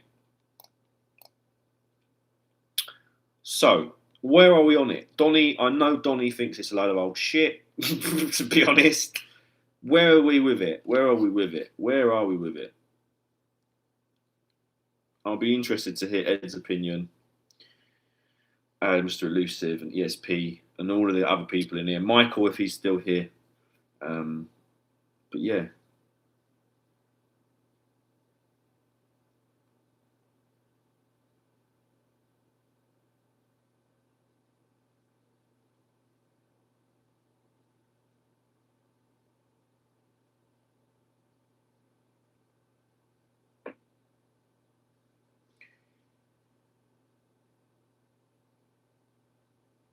ESP says, I enjoyed Luca's run to the final. 2023. Yeah, I mean, it was a good tournament. I was so happy that Luca won the world title because I just think he's so great. But I am really disappointed that he's no longer a top player because I love watching him. But yeah, does anyone have an opinion on Kyron apart from Donny? His cue problems. Ed says, oh no, not Ed. Oh yeah, various flavours of yogurt, but I'm not doing it. Takeaway pizza for me, I think. Yeah, come on. It's a World Championship final. Why do I keep saying semi-final? World Championship final. Treat yourself. ESP players are mentally weak these days. They cry over everything.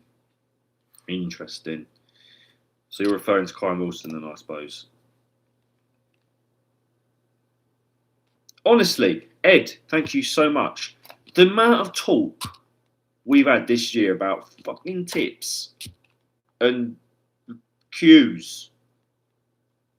Not just Kyron. Yeah, I agree. He's not just Kyron. I'm not just having a go at Kyron. I quite like Kyron. I think he's a great player, but bloody hell. It's like, oh, I've got to change my tip. My tip's too hard. I don't know where the balls are going to go. You're a snooker player. How can you not know where the balls are going to go? Don't understand that. I heard Kyron say, oh, I didn't even know where the balls were going to go.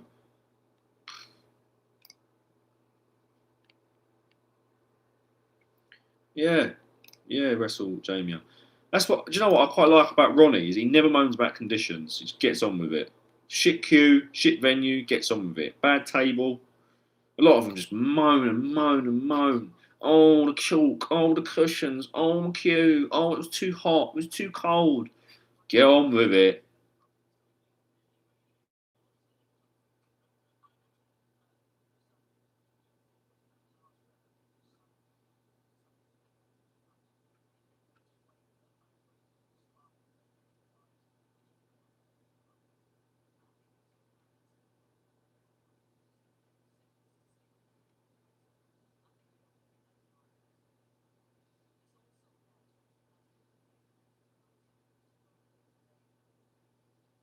Happy birthday to John Virgo's wife, Rosie.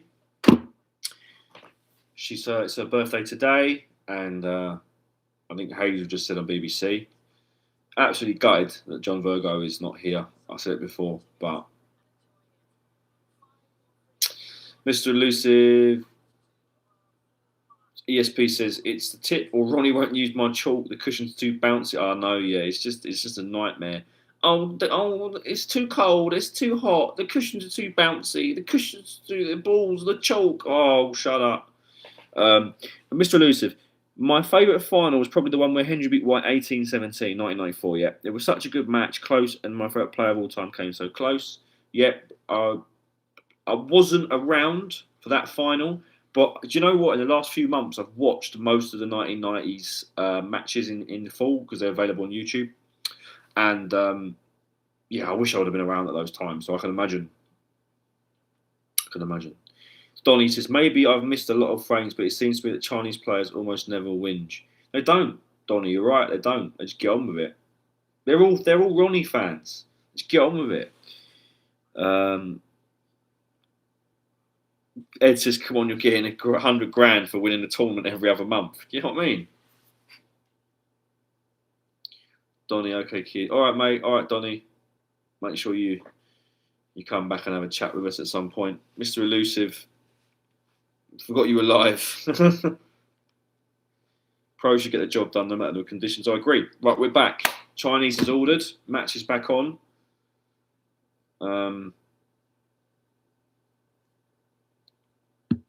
Yeah.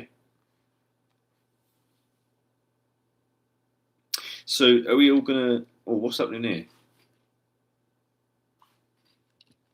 What's happening here? What's Sean moaning about now? Look, topical. What's he moaning about?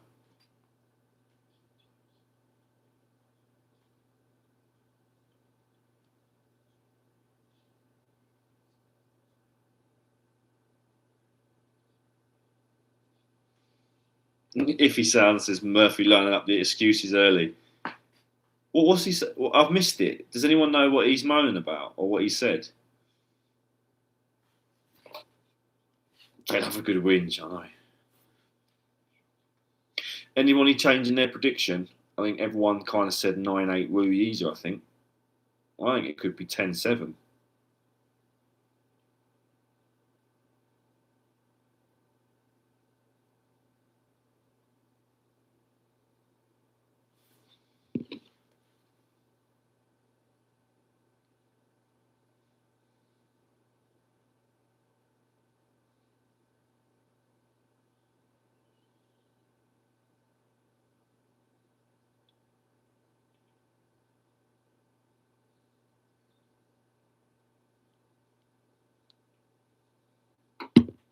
I've got a video idea, guys, and I think it could be quite an interesting one. I'm going to film myself for 24 hours living like Ronnie O'Sullivan. I found quite a lot of information from his books, from media articles, from interviews about what he does on a day-to-day basis. So I thought what I'd do is film myself for 24 hours and do everything he does and then cut it down and make a video out of it. I think that's going to be a video that I do in the summer. Let me know if you know, it's going to be a bit of a joke, a bit of fun. But I know he runs a lot. I know he plays snooker a lot. I know he does funny interviews. I'm going to go to Dubai. No, I'm not. but yeah, what do you guys think of that as a concept?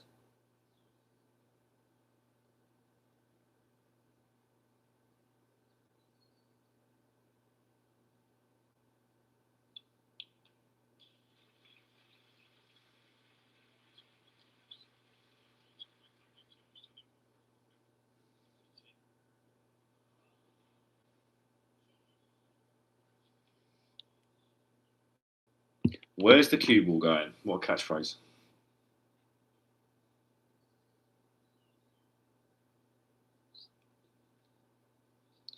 So I won't be doing a watch along tomorrow, although I would love to, simply because I have to make videos and I have to watch the snooker properly.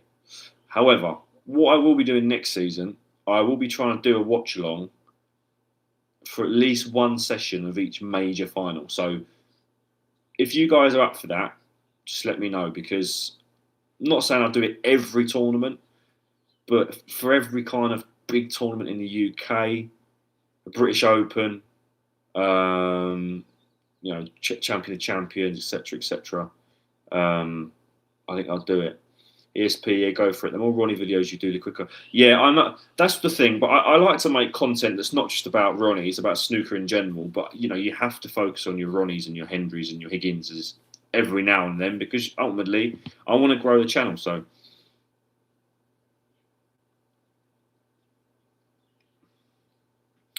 Iffy Sound says, thinking of doing an Instagram for the different faces Sean Murphy makes between shots.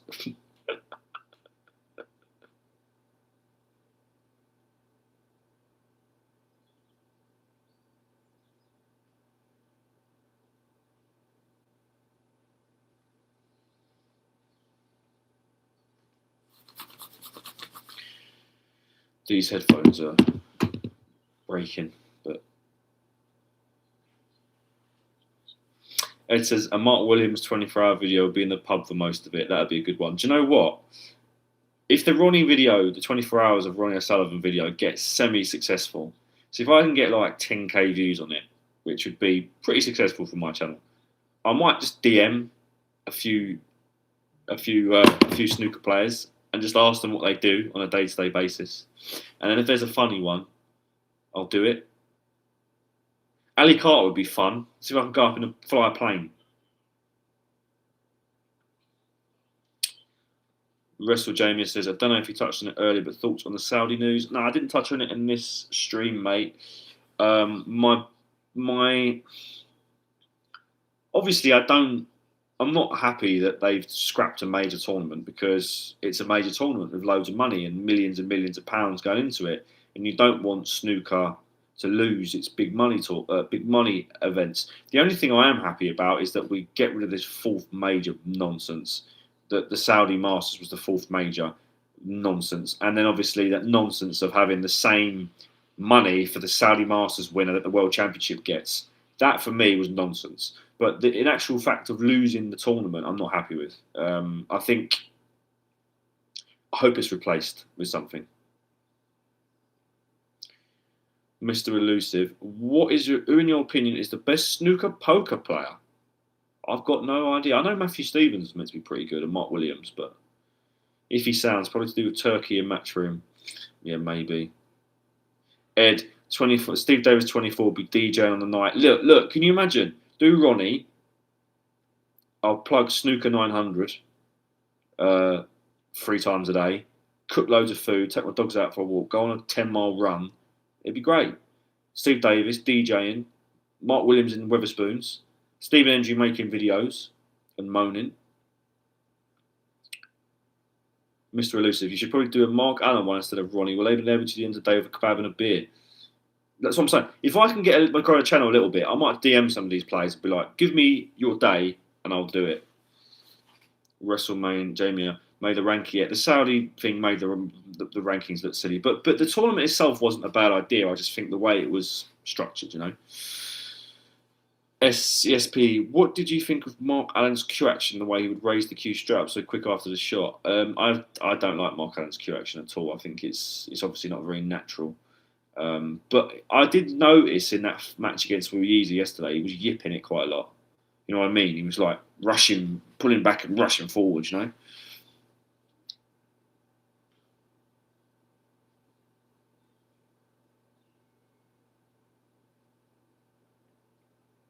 Right. There's actually a snooker match on. What do you think so far, guys? The first 4 frames. What's your analysis of it, guys? I know you watch me for my analysis, but it would be interesting to see what you guys think about opening 4 frames. It looked like he may have the yips. Yeah, that's what I'm saying. He looked like he was yipping it, didn't he?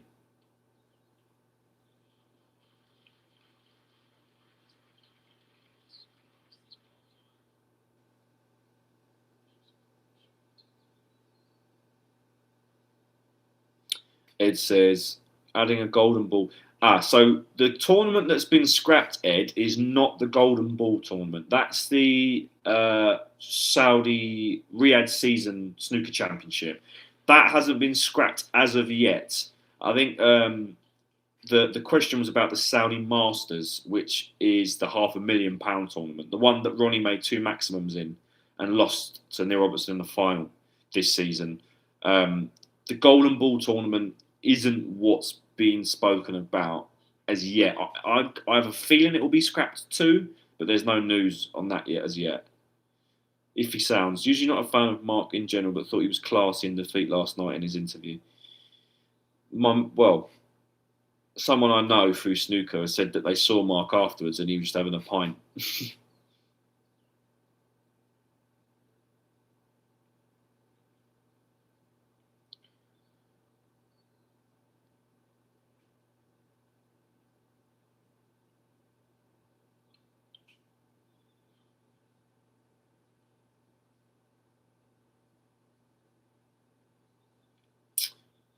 So yeah, I'll open up again. What do you guys think of the first 4 frames? Are you surprised or? No, I mean, at the end of the day, he still earned 200 grand. Obviously, the first world final would have been a huge, huge thing for Mark, but I still back Mark to get to another final at some point. I just think he's got such a good temperament. I know may have let him down yesterday, but yeah, Ed, it has to be, doesn't it?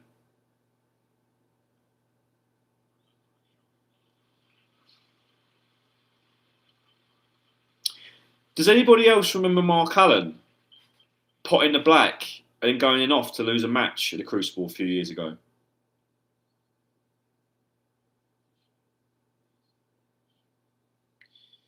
Has Wu got anything except long potting and fine cuts? His defensive game is non-existent. World-class break builder, mate.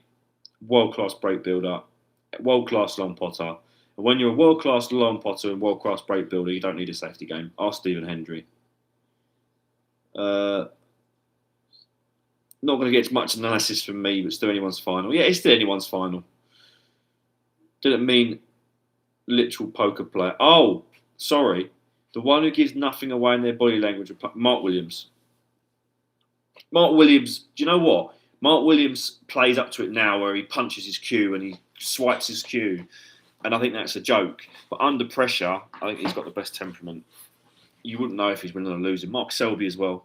Very, very good. ESP, I want to sell a tournament, not less prize money. They can inject money into the sport. And in 20 years, they might have players coming through from Roy's Academy. I think the ship has sailed for Saudi. I'll be honest with you. They're pulling out of golf. They're pulling out of football. I think the ship sailed. Ed says Doherty for the 147. Hendry's black against Williams. The two other devastating black misses. Yeah. I think Mark Allen's one's the worst one, you know. But does anyone remember when he popped the black and was going like that, and then he went in off and lost the match? It was against Cao Yupeng. Does anybody remember that? A few years ago.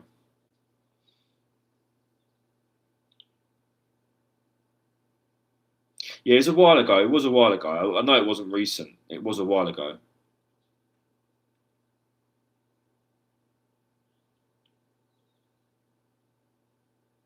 Yeah, he did celebrate. Do you remember he was doing that, wasn't he?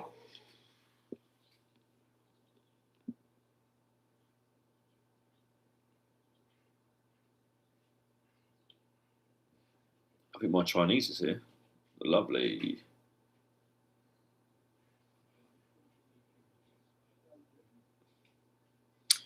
Okay, guys, I'll be back in 2 seconds. I'm just going to grab my Chinese.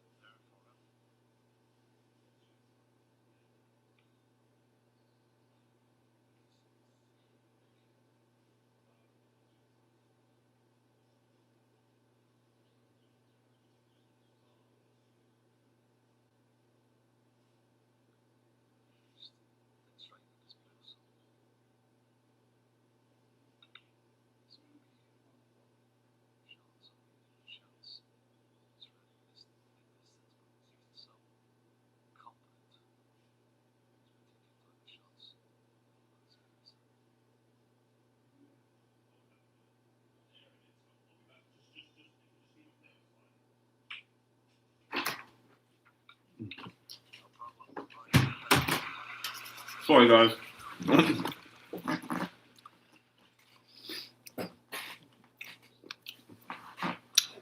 Getting my food in a minute. My food has arrived, but honestly, I got salt and pepper chicken, salt and chili chicken, salt and chili chips, sweet and sour sauce, and got some prawn crackers in. Honestly. Right, let's catch up with some of these comments. Mark looks so different now. Yeah, he's receding a hairline now. He had like, didn't he have like red hair? Didn't he have like red hair before? Sorry, I'll come and grab it. Oh yeah, cheers, thank you. Got my Pepsi.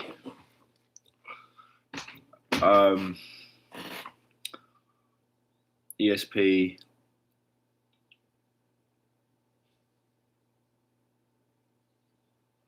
Mark always looks like he's just rolled out of bed.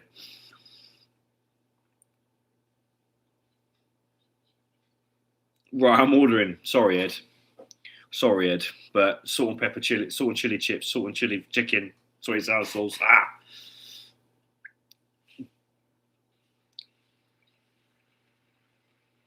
ESP says, I love how Wu will leave a long red and know he will get it. He has great confidence. Kristen Clark, I think a new. Oh, well, might be an old time subscriber. I haven't seen you before. I'm too nervous to watch, rooting for Wu.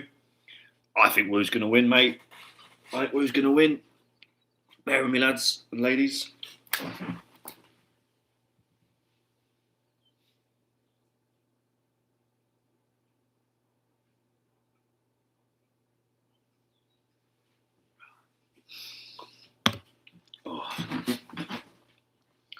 Thanks to everyone for choosing to spend their evening with me. You guys are the reason that this channel exists.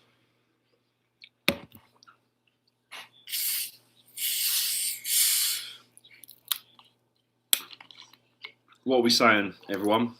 8-5 down now, Murphy.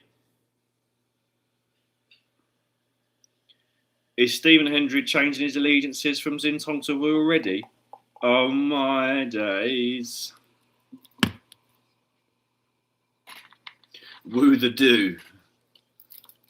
Right, I'm just going to go grab my plate of food.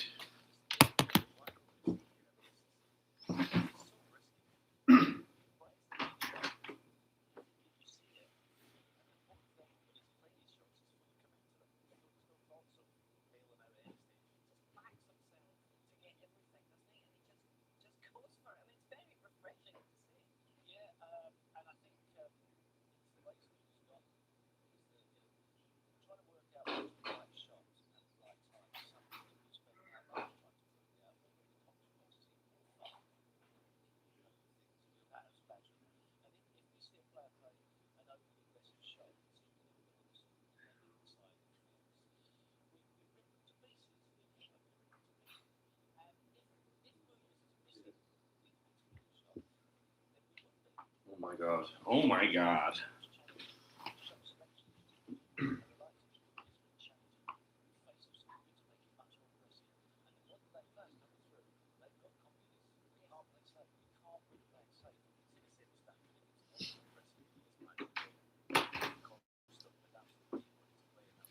Right, I'm back.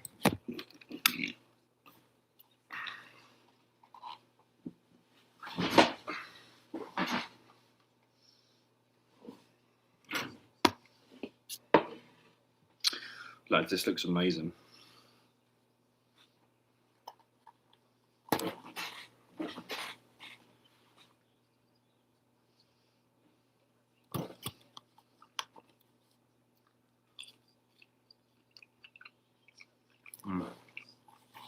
Salt and chili chips are the best.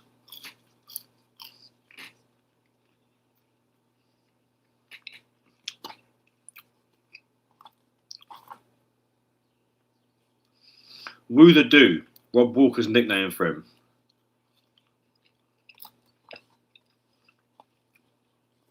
If he sounds says Sean has already feeling sorry for himself. Yes, Pooh. It's hard to find people to chat about snooker with. Yeah, mate. This is what this community is all about.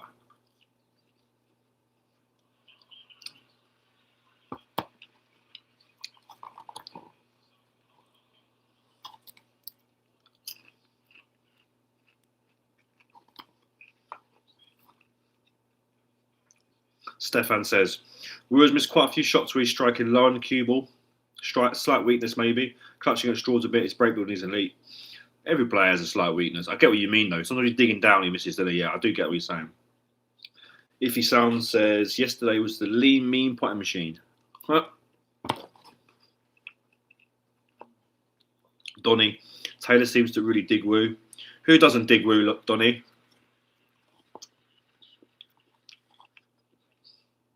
Wrestle Jamie says, if only Wu still had the mullet, it'd be a mega star. I love the mullet.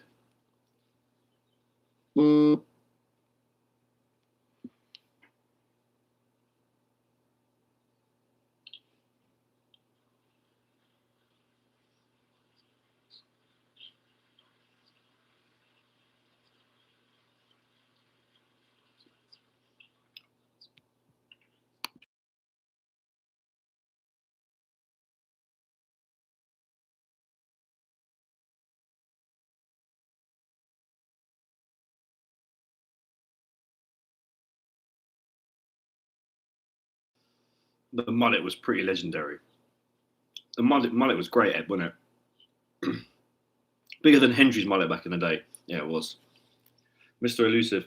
Wu was one shot away from being knocked out. He shouldn't really be there. This miss by Allens was criminal. Yeah, it's true. Fair enough.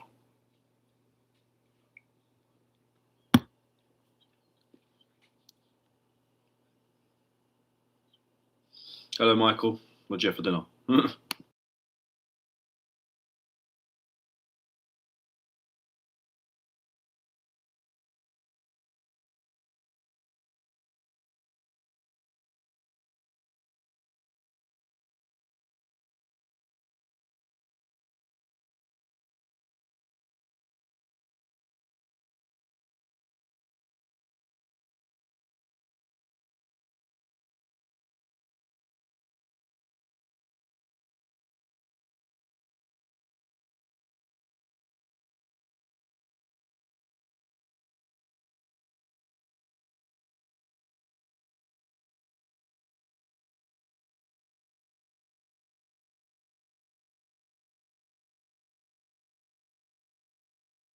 I am here, guys. I'm just putting myself on mute so you can't hear me eating because you don't want to hear that.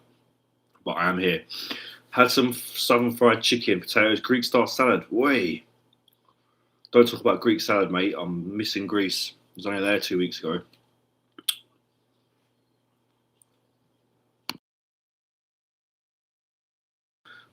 Forgot a fork. How can I have food without a fork?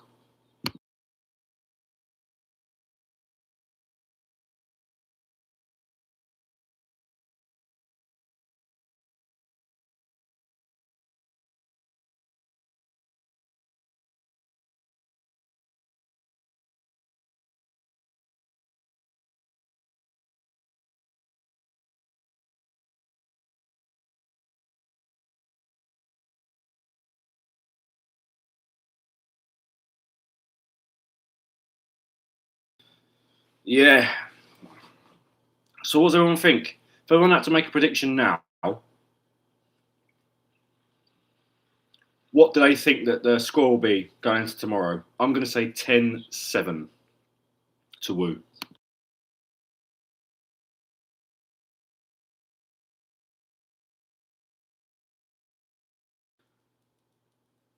Meat feast. Where do you order from, Ed?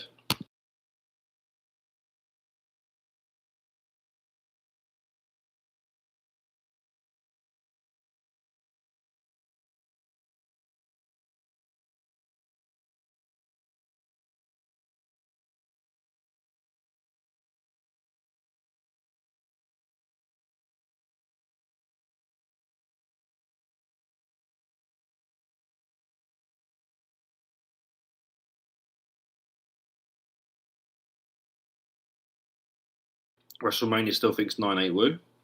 Ed thinks Wu's going to continue pulling away. ESP says 10-7 seems fair. I think 10-7, but... So, if you think he's going to continue pulling away, what are you thinking? 11-6?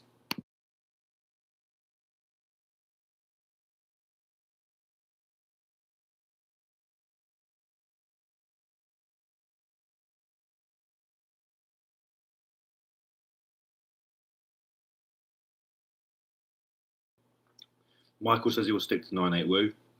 Fair enough. I said 9-8 before the session started, but I think I'm going to say 10-7 now, just because I think... You never know, though. You never know. It says possibly 11-6. 11-6 is... 11-6 is not a good position to be in if you're 11-6 behind, is it?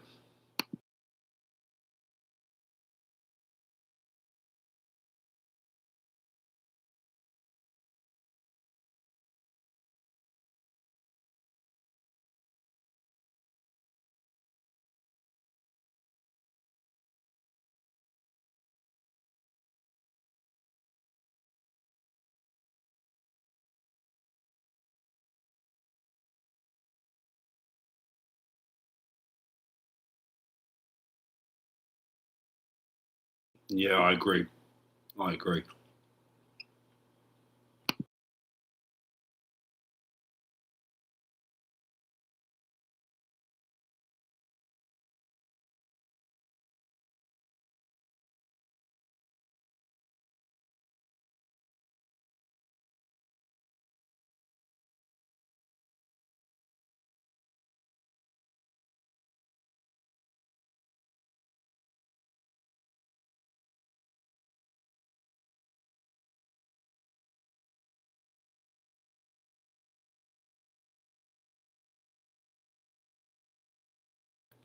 Can anyone remember the biggest deficit in a world final someone's overturned?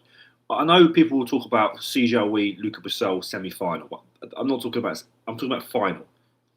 Has anyone been 12-5 behind and come back to win?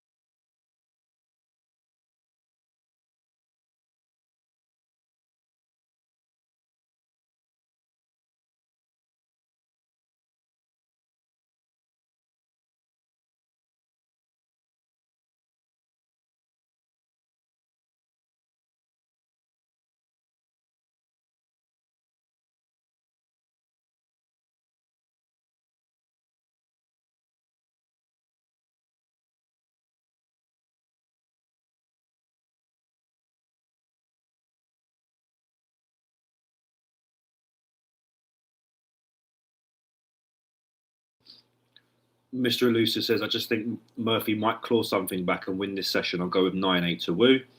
Ed says, it's a big gap even in the first to 18. Yes, please. Says, Murphy needs to put Wu in a tactical battle to throw him off his game. Fair enough. I think he's taken this frame though, so 8-6 is not 8-6 is not terrible. Ed says, I always think of Lucas semi-final, 17-5 down. Yeah, I know. Was he 17-5 down? 14-5, I think. But still, 14-5. But I'm thinking of a world final, not a semi-final. What I'm thinking, Murphy makes no fight back, working behind to only try one overnight. Ed says, yeah, Ed, Ed, that's one of the biggest capitulations in snooker history, I think. If he sounds says Ebden. Was Ebden 12-5 behind to Stephen Hendry in 2002? If so, if he sounds, that is a shout by you.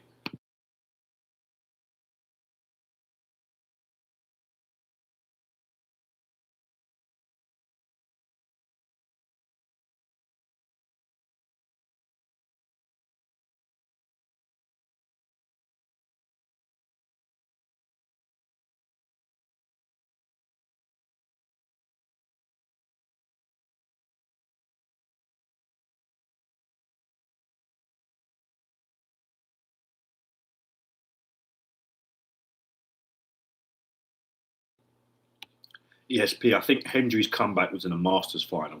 I think he was 8-9, sorry, 8-0 or 8-1 down against Mike Hallett and come back to win 9-8. Don't think he had a big comeback in a world final. I might be wrong. Someone correct me if I'm wrong.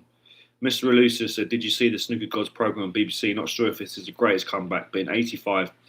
Yeah, Taylor was 8-0 down. And came back to win.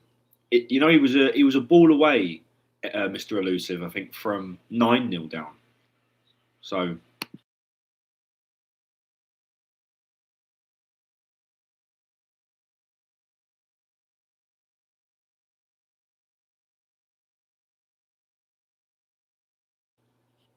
big frame that for Murphy to get back to 8-6. He needs to stick with Wu because Wu is capable of like steamrolling him.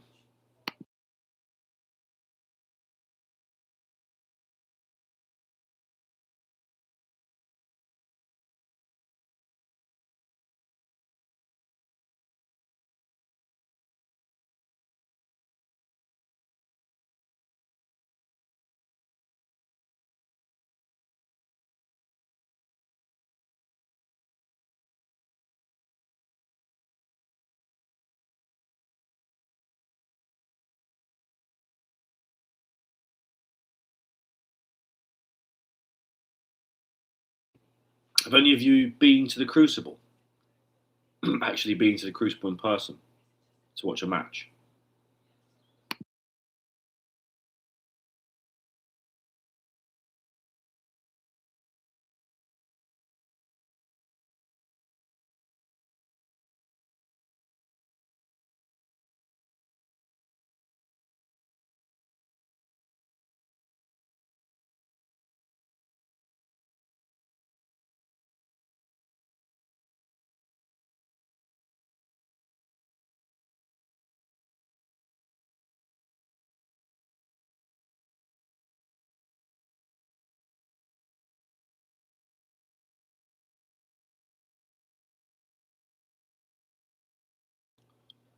Yeah, Hendry is loving it. He's loving it because he loves both players. I think he likes watching both these players. Proper snooker players is what he calls it.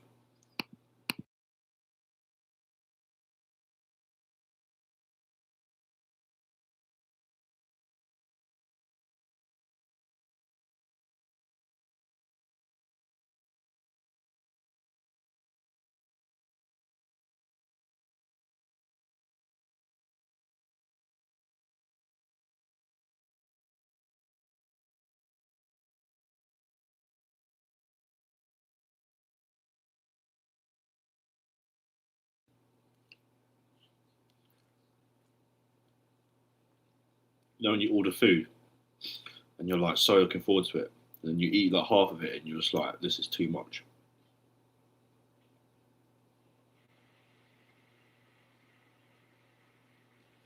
Mr. Elusive, I don't really enjoy watching sports live, prefer TV. I did used to go regularly to the BIC in Bournemouth to watch snooker during the 90s. That was the British Open, I think, wasn't it?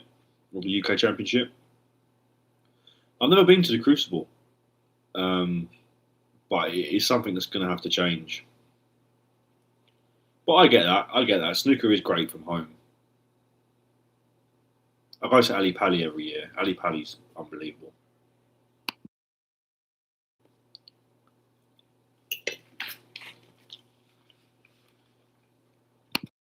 Someone's phone go off.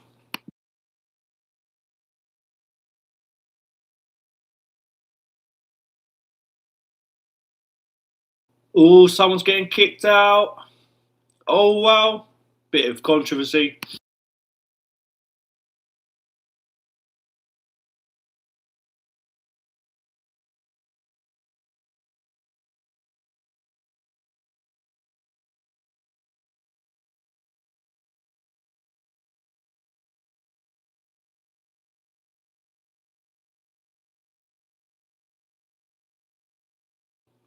Donnie says, speaking of proper snooker players, I was just thinking that you've done well to attract mostly proper snooker fans. I don't always agree, but there is always sound reasoning, even if I disagree. Yeah, I think this community is great. The one thing is that as this community does get bigger, you will get a few people that aren't snooker fans and maybe have some weird opinions, but that's part of growth. But there will always be a core group, I think, Donnie, that will be in these live streams that are and will comment all the time, and that's where you get your opinions. ESP should be a fine for phone ringing. Yeah, 100% should be £100 fine if it's done twice or three times. They should confiscate your phones before they enter the arena. Do you know what? Someone came up with a great idea. Nightclubs in Amsterdam, some nightclubs in Amsterdam anyway, have lockers for phones, and you put your phone in a locker and you get the key, and that's it. I'm not saying they do the same system at the Crucible, but have a system where you put your phone in a lockbox or something. You put your phone somewhere, and you're not allowed to take a phone in. Wrestle Jamia, got to be such a bad feeling being the one sitting next to the culprit and see everyone staring in your direction. Yeah. What happened to the Jan, the referee? Is he retired? Jan Verhaas, if he sounds, is tournament director now. One of the tournament directors. He's retired from refereeing due to, I believe, arthritis in his knee. Something like that. But he retired this season. Michael, I remember that time at the UK, I think Bingham was put off by a phone ring and then Mr. Black off the spot. Then, yeah. Do you remember when he went like that? Yeah.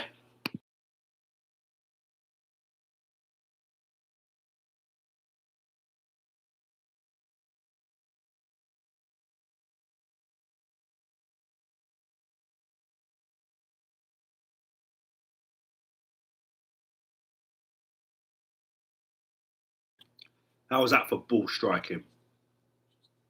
The Reds there. That shot on the Reds. If Xiao did that, Stephen Hendry would have a crisis.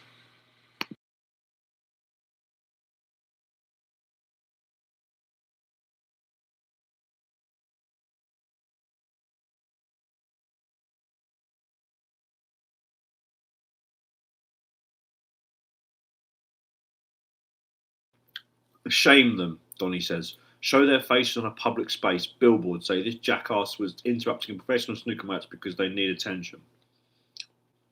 Yeah, fair. Iffy Sound says, who do you think is the best with the rest? Sean Murphy. 100% Sean Murphy. Wrestle Jamie, if I was there, I'd be checking if my phone was on silent 24/7. I'll just turn mine off straight away. Just turn mine off. It's not worth it. It's not worth it.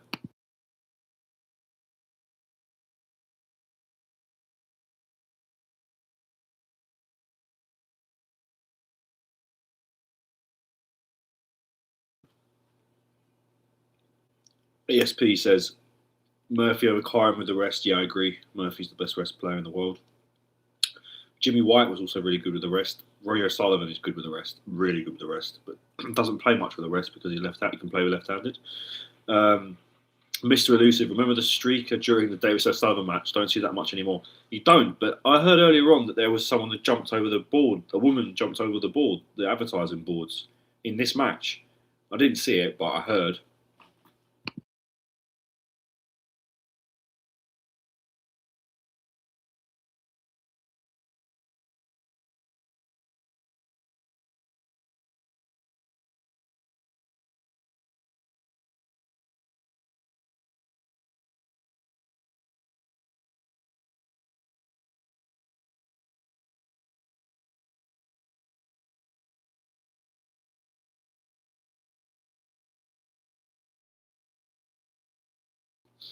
ESP says, what is better, to be ambidextrous or a good rest player?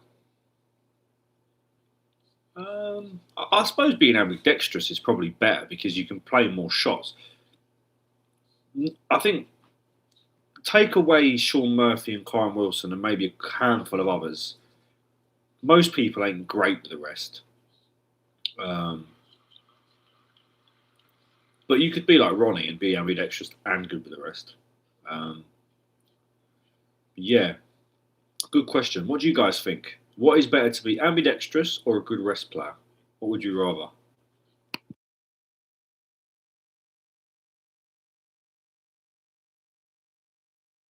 It says, why do left-handers look better to watch? It's the same in other sports. I watch football and I feel like left footers strike the ball so much better. It looks so much nicer. I suppose it's just because it looks different. Do you know what I mean?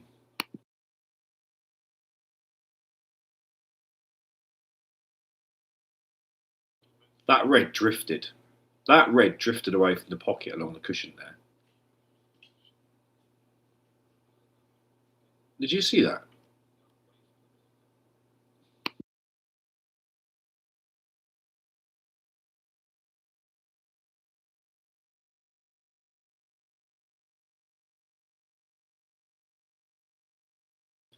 Funny story, Mr. Elusive.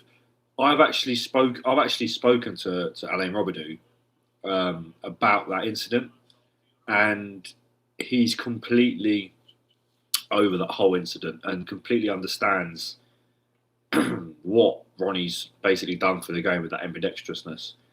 But at the time, he was fuming. But I had a chat with him a few years ago, and he said that at the time, it was just because it was so unheard of. He just thought it was stupid. He thought it was like someone taking the mickey out of him.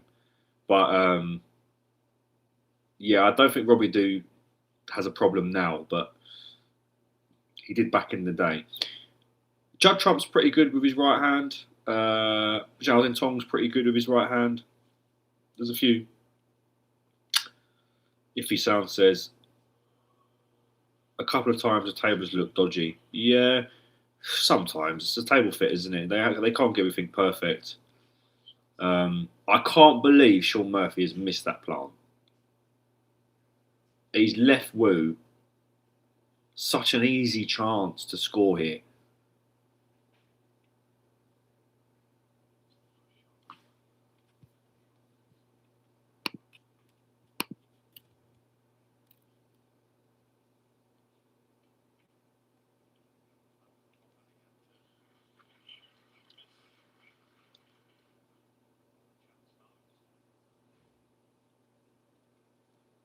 ESP202. Didn't Ronnie get called into play frames left hand to prove he wasn't taking the piss? Yeah. He had to play Rex Williams.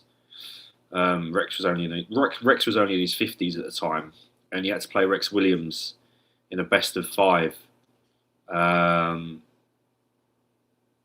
he beat him 3-0, yeah. Because if Ronnie practiced a lot more with his I think Ronnie's left hand peaked about maybe 20 years ago. It's still amazing with his left hand. Honestly believe Ronnie could be a top 16 player with his left hand. He's yeah. Yeah, I actually, like I say, Donnie, I actually had a conversation with Alain Robidoux a few years ago about that situation, and I get the impression that he does feel quite embarrassed about it. But you know, we all say things sometimes we don't mean. After we all do stuff that is a bit, Yeah.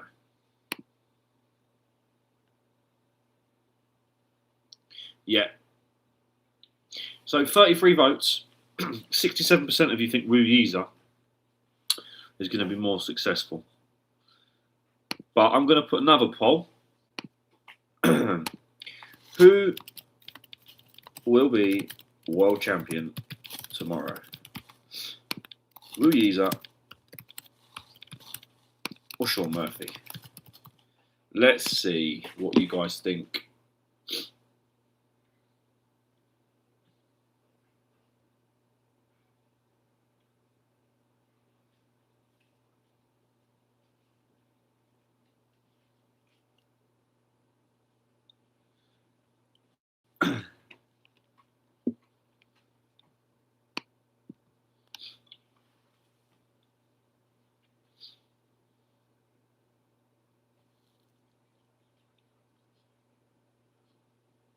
Yeah, ESP. Yeah, that's the best 147. I think one of the best 147s of all time.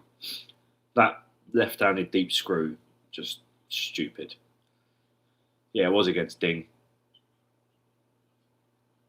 If he answers, Wu seems a bit of a lad. Depends if he can stay off the women and gambling. Same as any young player, though, isn't it? Ed says, Hart says Murphy, Logic says Wu. Yeah, my heart says Wu. My logic is increasingly saying Wu. Donny says, if I was a betting man, I'd leave my doubloons in my pocket. You're going to sit on the fence, Donny.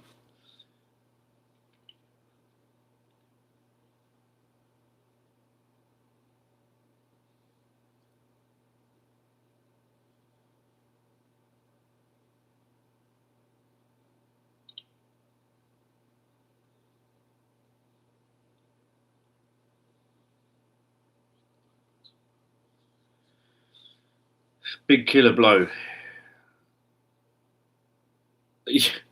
Donny says, did you expect another response from me? No. I expected a bit of a 50-50 one from you. But the thing is, though, I will say, Donny, if this goes 9-6, I think that's an early killer blow.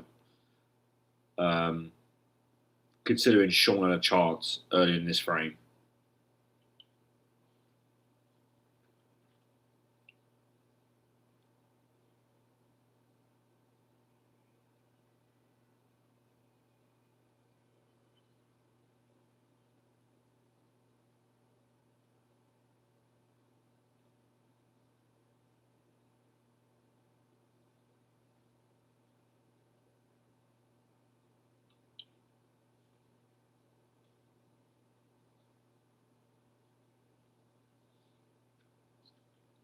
Key shot this on the blue. Key shot. I think most people in the group at the moment in the chat think Wu Yiza is going to be world champion.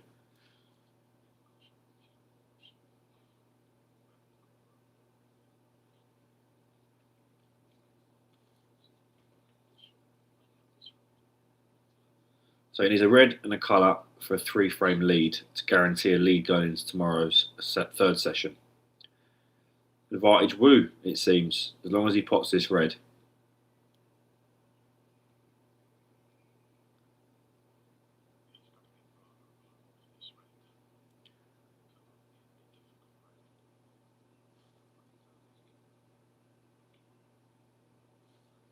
It's in.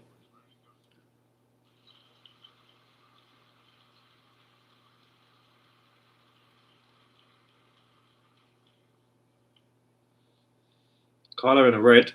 3 points clear. 3 points clear. 3 frames clear.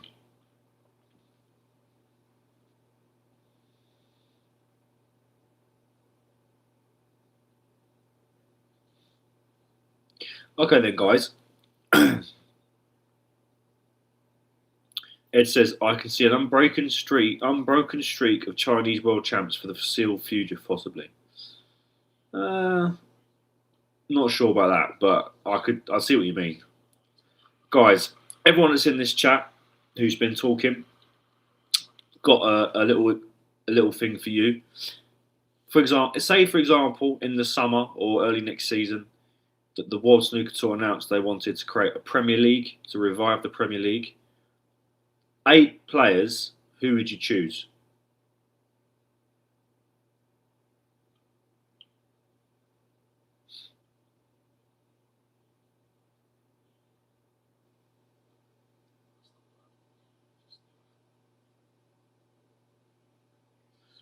I think I would choose these two, Zhao Xintong, the class of 92. So wait, Sean Murphy, Wu Yiza, Zhao Xintong, the class of 92, Judd Trump, and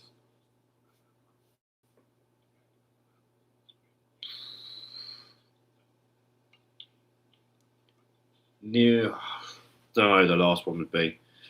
Maybe Neil Robertson or Kyle Wilson. Ed says the current top 8, I suppose.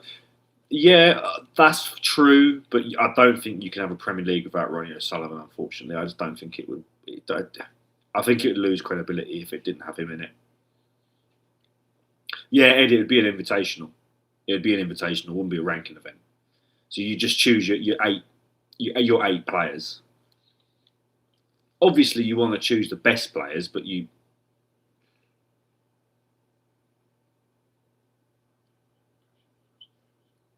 Donny says none of the 92 for me. They're good, but they're just not that interesting anymore. I get that, but I still feel like generally, Ed, then of course class 92. These two definitely, Xintong definitely, class of 92 for me definitely, and then it's the other two. I think Judd probably deserves it, but some people think Judd's boring now. Boring.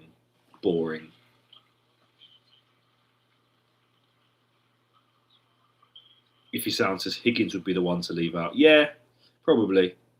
That's why I probably wouldn't include Mark Selby, which is a little bit of a controversial one, but it's like an exhibition event, isn't it? Yeah, brilliant shot.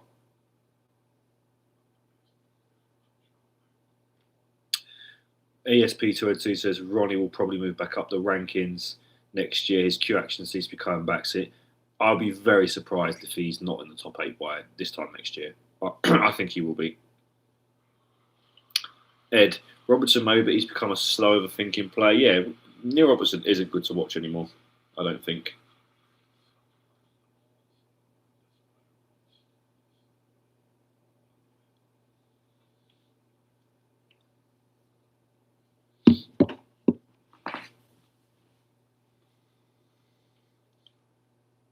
Yeah, Ed, yeah. Brilliant shot from Wu there.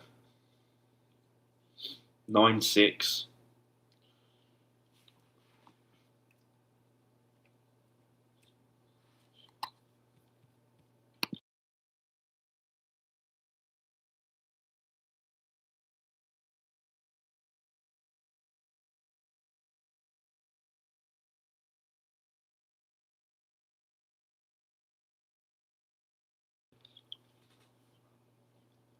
Yeah, Wrestle Jamie, I think you've probably got the 8 that I'd pick. Class 92, Yiza, Xintong, Judd, Neil, and Sean Murphy. That's probably the 8 I'd pick. Hellcham says Selby needs to be in. I get that. I do get that, but I think it'd be like an exhibition event, so I don't know. Selby would be a bit of a difficult one, because if it's an exhibition event and quick paced, is it really going to play into his strengths? Do you know what I mean? If he sounds as Robertson has to time his banana bites to get a good run on the table. And Ed says my 11-6 prediction might be becoming reality. Yeah.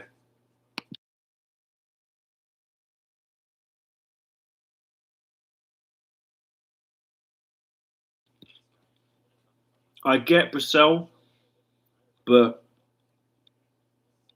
no.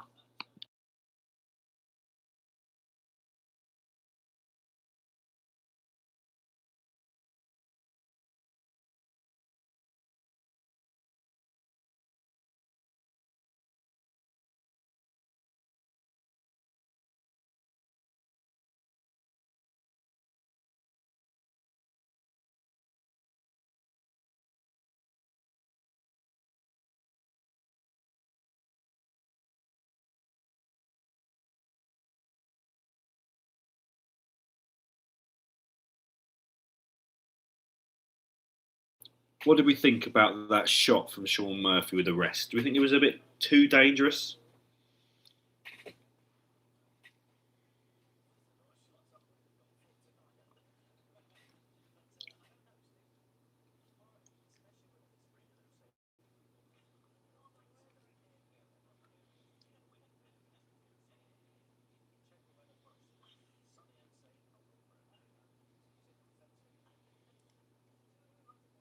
If your sound says, what about a seniors Premier League?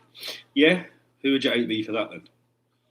Donny says, if it's an exhibition event, then Karen and the Belgian, they're much more interesting to watch for me. Yeah, Karen's a shout. I think Luca doesn't deserve to be in any kind of event like that until he just sorts himself out.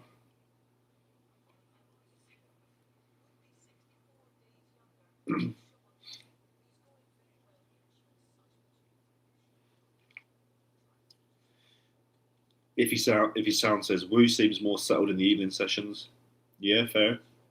Donny says, I'm getting the impression that Murphy is starting to realise that he is in a fight.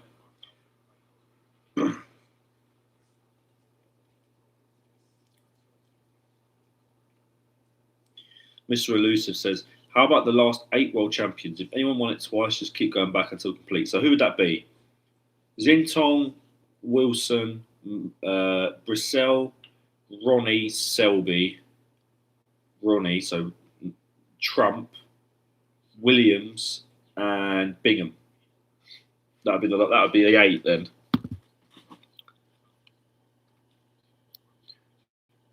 Ed Septic, Ed says the 900 was a success because it had Hendry in it. Yeah, I suppose. But ultimately, if you didn't have Williams, O'Sullivan, and Higgins in that John Vogo Cup, far less people would have watched it because people don't want to watch bad sport.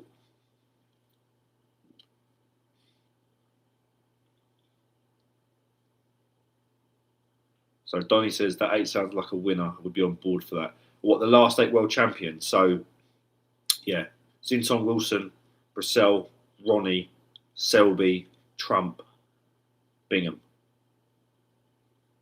Not bad. Not bad at all, is it? Oh, and Williams as well. Sorry, I forgot Williams. Ed says we'll add the women's world champ.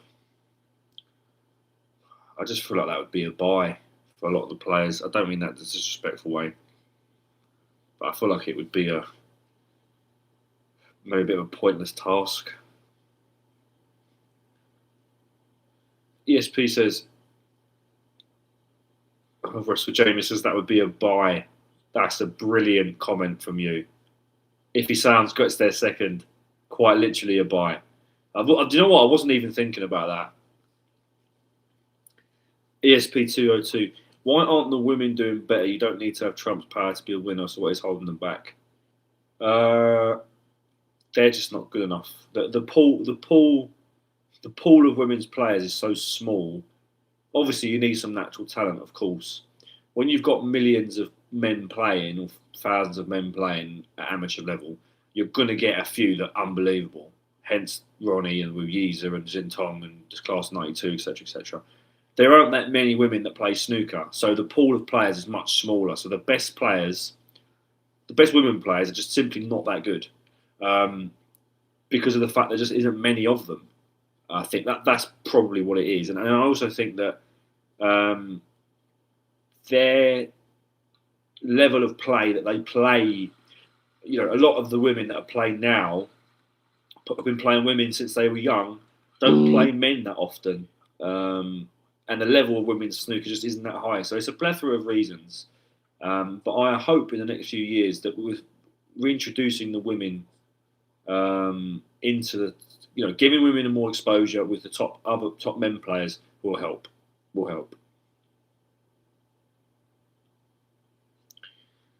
Yeah, lovely red by there. It was lovely red.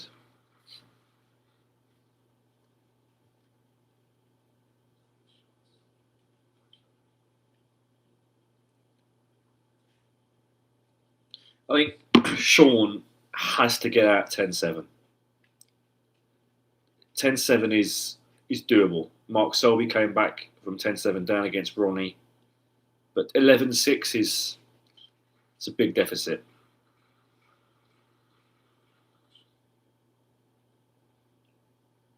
Big deficit.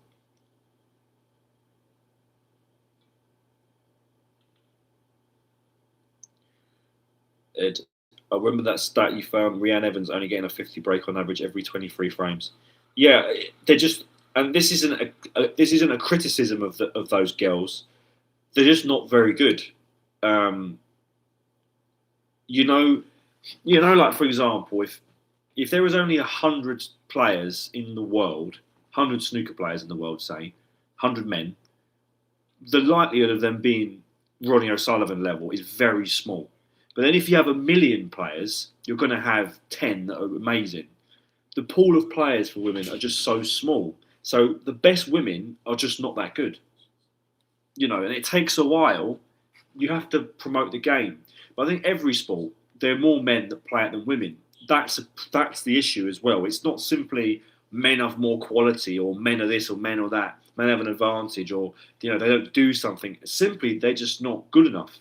And it sounds very simple, but I think that is the long and short of it.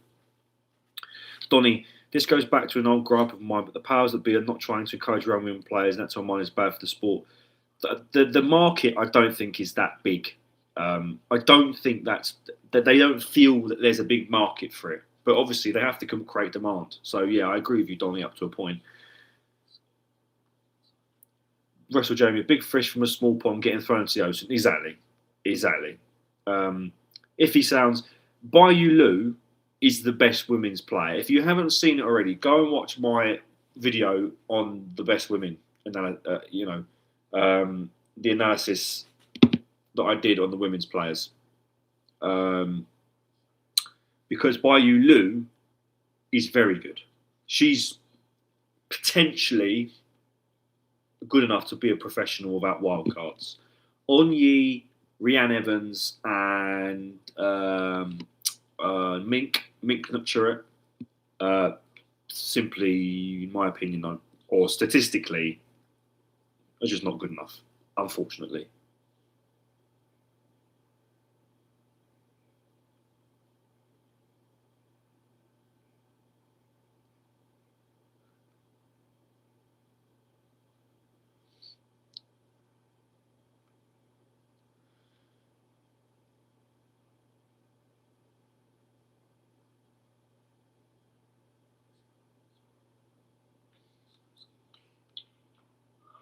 What a shot that is. What a shot that is. Ed says, is Baize the equivalent of Bow in darts? I think Bo Greaves is better at darts than Baize Lu is at snooker, but you could make the comparison. She's definitely got the potential to be the best women's player ever. Yeah.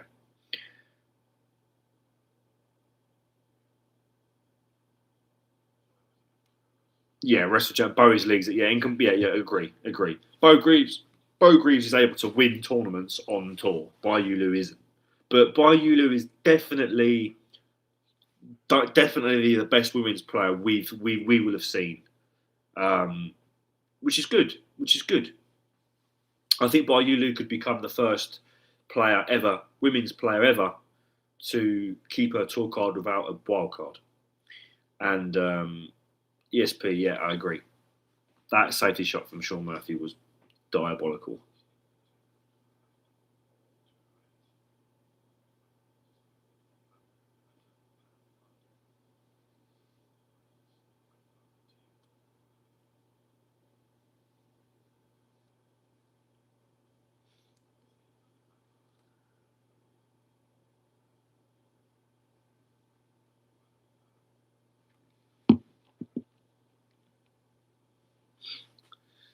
Michael says, Murphy having a stinker this session. Michael, if he can get out 10-7, he's had a result. If he can get out 10-7 down, he's had a result. Russell Jamie, Bo's got a legit top. Yeah. Bo Greaves, from what I've seen of her, she could be a tournament winner.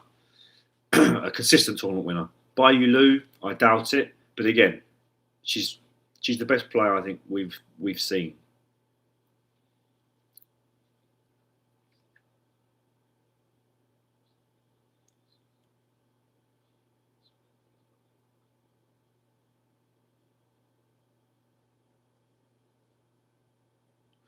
Donny. I think that Murphy is doing an Ebden. He's been on this shot for about 2 minutes. Yeah, he was taking a little bit of time over that other shot, wasn't he? Good long pot there though. Great long pot.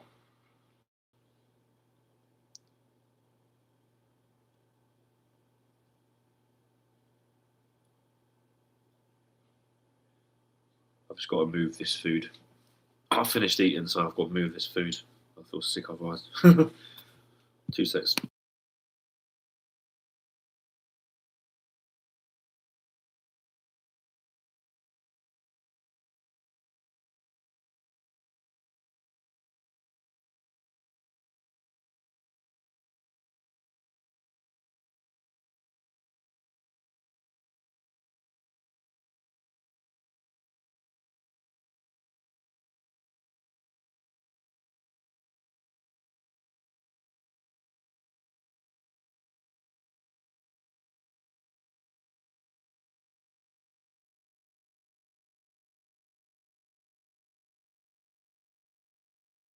Oh, I was talking, I realised I was muted.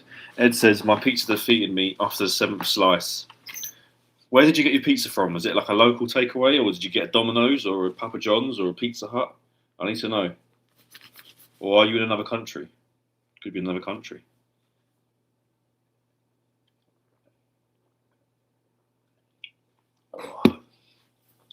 Sean Murphy needs to score here. I think I've said this repeatedly on this stream.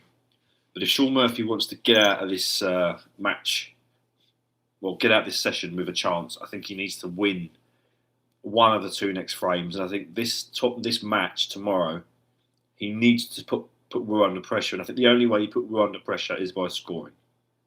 So he needs to. He needs to score.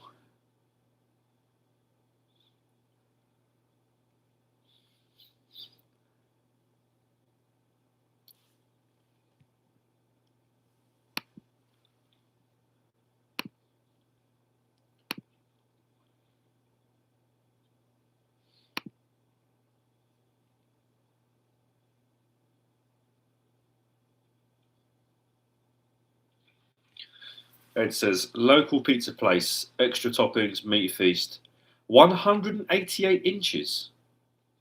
7 slices was a good attempt, I reckon. 188 inches. That's a big pizza, mate.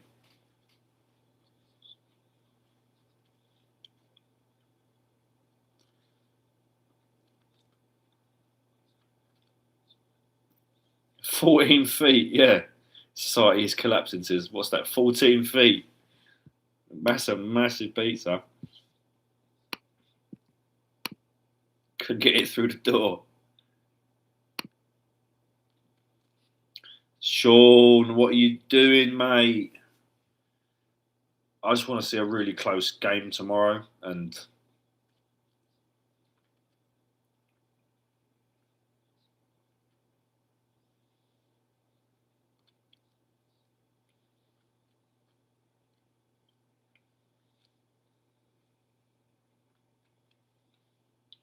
oh, Sean, you have to score. Bloody hell, how many times am I going to say it tonight?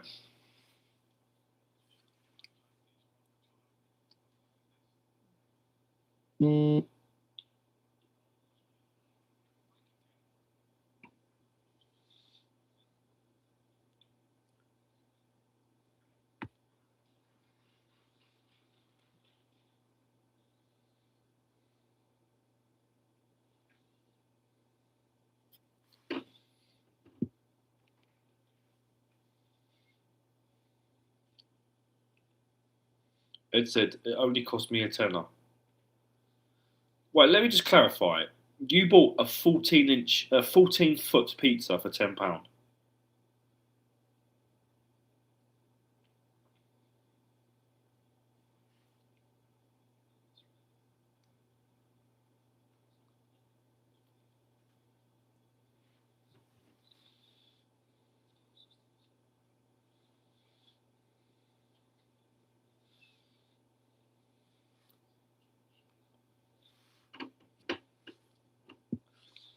It says, I had a feeling we might pull away.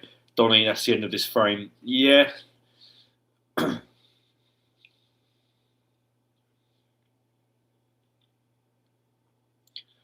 Donnie says, I bought a 16-inch pizza, small lasagna, and a very small piece of chocolate torte for 110 Canadian dollars. 110 Canadian dollars. How much is that in pounds? 59.50. £60 for a 16-inch pizza, a small lasagna, and a very small piece of chocolate. What? That is crazy money, Donny. Yeah, £60. Was the pizza nice, Donny, though? Was it nice?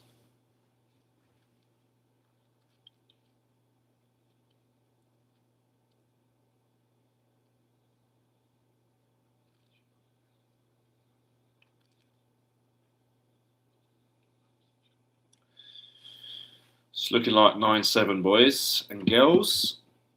Very important that Sean wins this frame. And I think if he can get out of this session 9-8 behind, he's had an absolute touch. Because he's been second best from the first minute.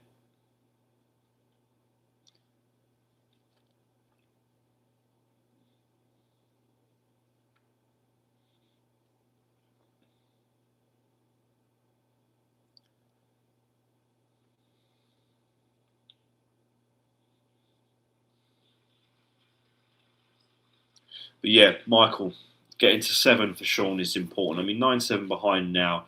Even if he lost 10-7 this session, was behind 10-7 in this session, probably the fact he's been the second best player is probably good. If he can get out of 9-8, he's laughing. He's laughing.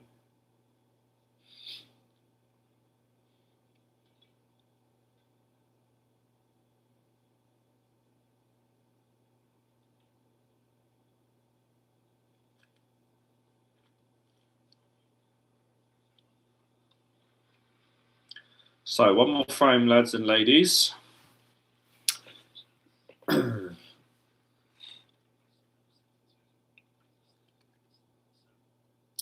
Italian sausage special.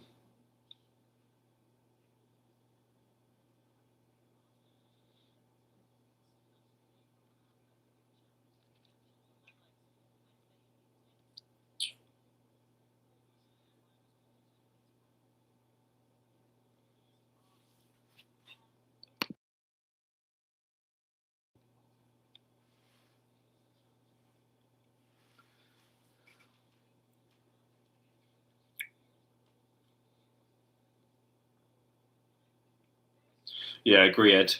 I was worried about 11-6 because I was thinking to myself, are we going to have an early night tomorrow night? I want to have a late night tomorrow night. I want it to be 10:30, 11 o'clock and still be watching.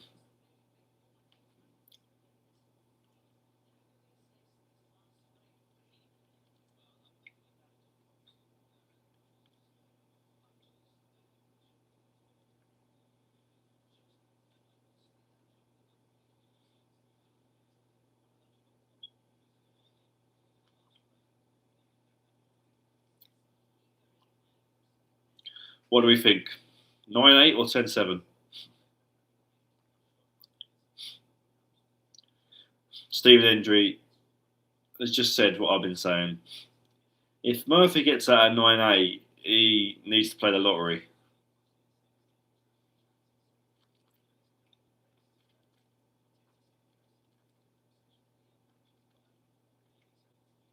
ESP says 10-7.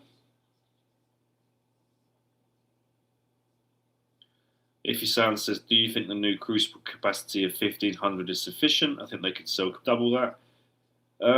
Well, I think they probably want to make it bigger than that, but it's obviously how they can't, without knocking it down and rebuilding it, they're not going to be able to get more than 500 seats in. So, also by keeping it smaller, you keep the prices high. Ed says, I bought a 30 quid Domino's once on a night out. Found I'd use it as a cushion when I woke up in the morning. Zach says 10-7. Oh, Zach. Well, this is it. Last frame of the session.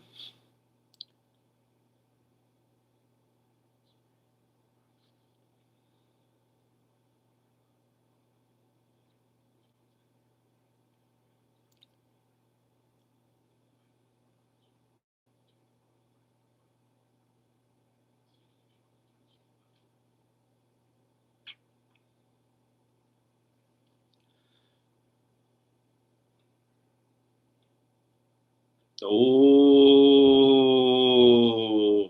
Sean Murphy, can you get out at 9-8 down? Can you do it? Yeah, I mean, if he, I've said this 3 or 4 times. Hendry said it, and I'll say it again.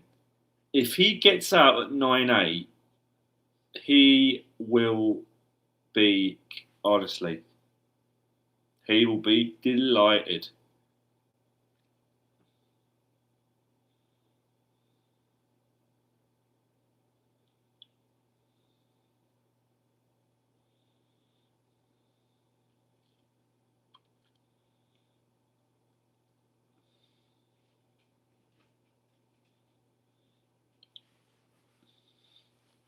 He'll be delighted.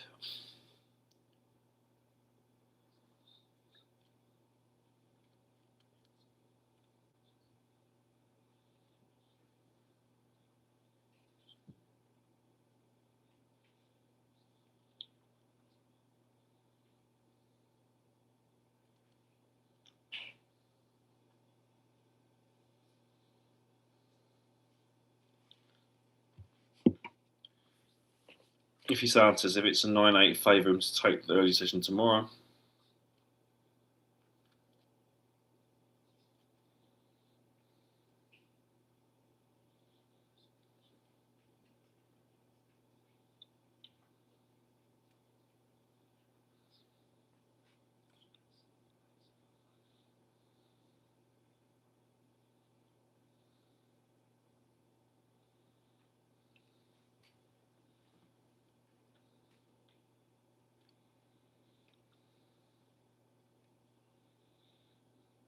Baize, I mean, if you've played the way you've played this evening, and you're only one ahead, you must be absolutely kicking yourself.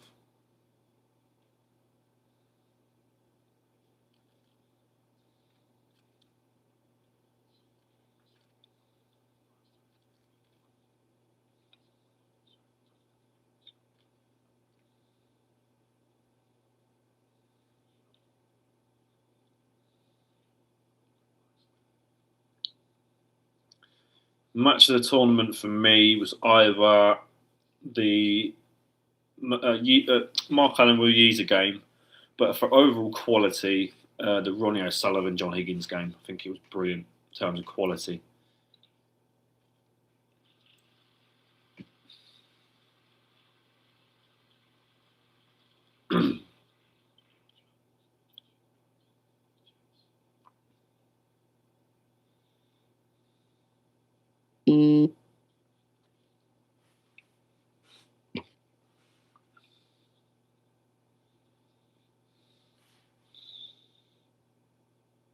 Yeah, Murphy Shah's not bad. Yeah, it wasn't a bad game either. Very good game.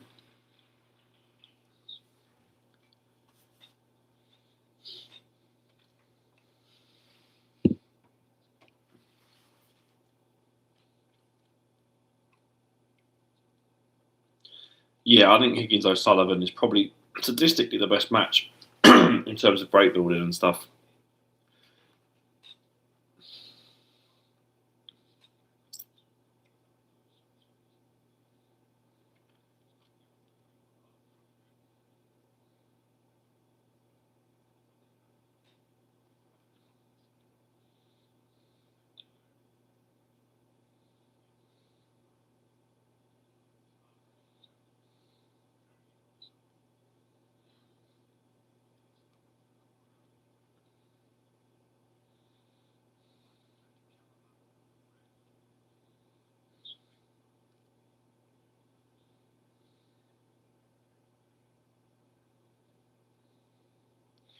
Yeah, Ed.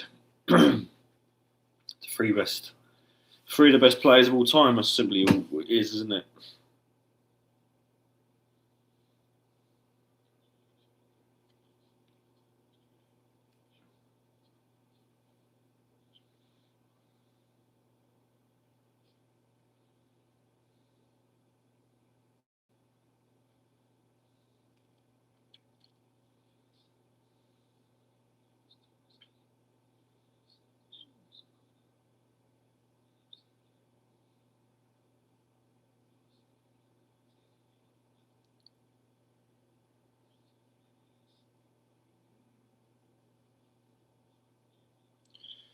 Yeah, I get that, Michael, but I think that Higgins O'Sullivan game, regardless of who played in that, was one of the best games of the tournament. You could argue other games were better, yeah, but yeah, I agree with the Gerald Godong thing, but the fact that there are two heavyweights in a match makes the match better as well. So, but I get what you mean. But the Higgins O'Sullivan game was, they made those 3 centuries in 5 frames from Higgins, and then Ronnie 9-4 up was a 94% pot success. It was a fantastic game.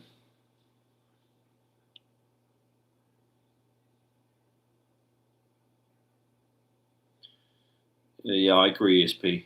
Mark Williams isn't on the same level as John Higgins or Ronnie O'Sullivan, but he still deserves his flowers as being part of that group. But yeah, he's nowhere near the same level as them. I've said that time and time again. He's not.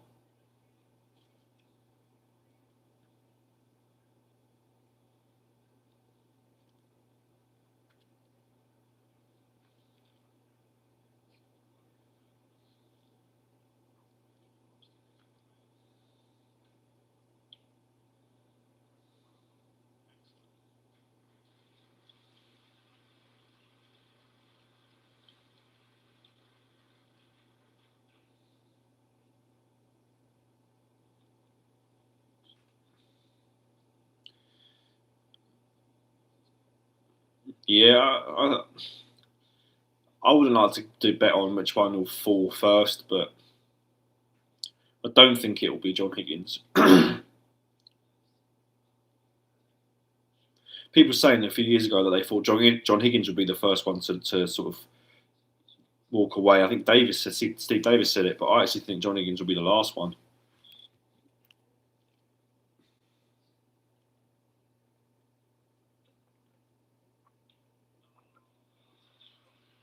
What a pot that is. What a pot.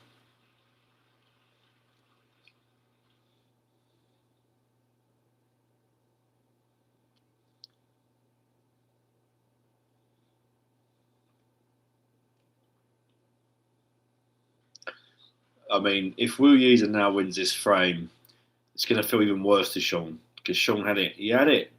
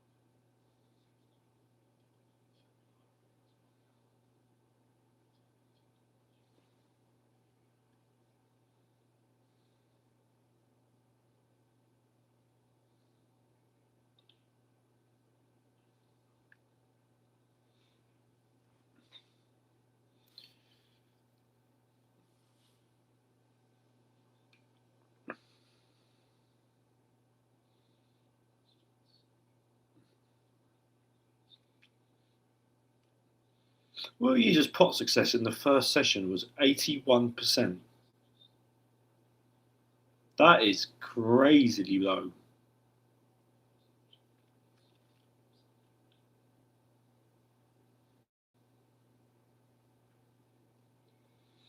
John Higgins always crumbles in finals. He has done for the last 10 years.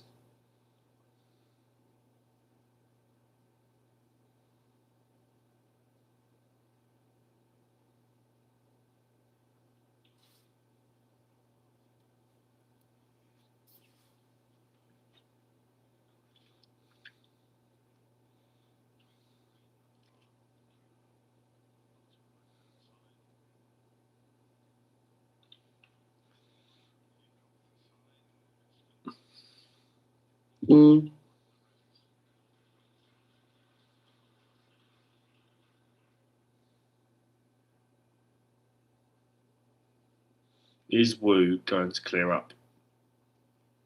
That's the question.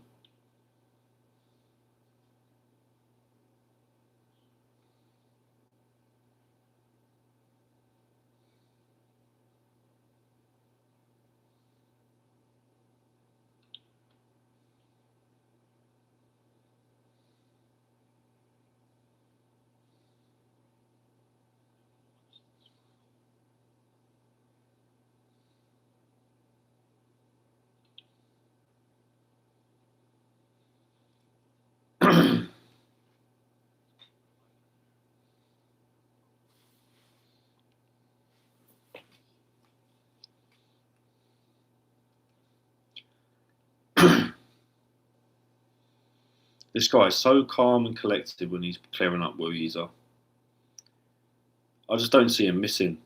I just can't see him missing when he's in.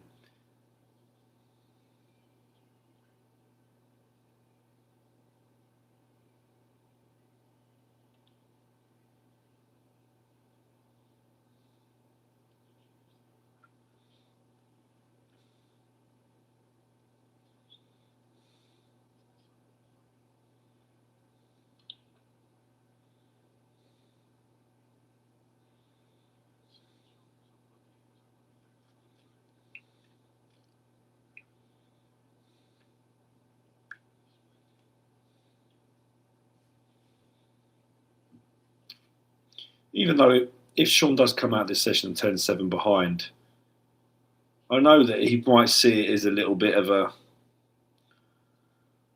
you know, losing a session 6-3 is never good, but for the first 5 or 6 frames he was terrible. So maybe 10-7 isn't terrible. Maybe it's not the worst result.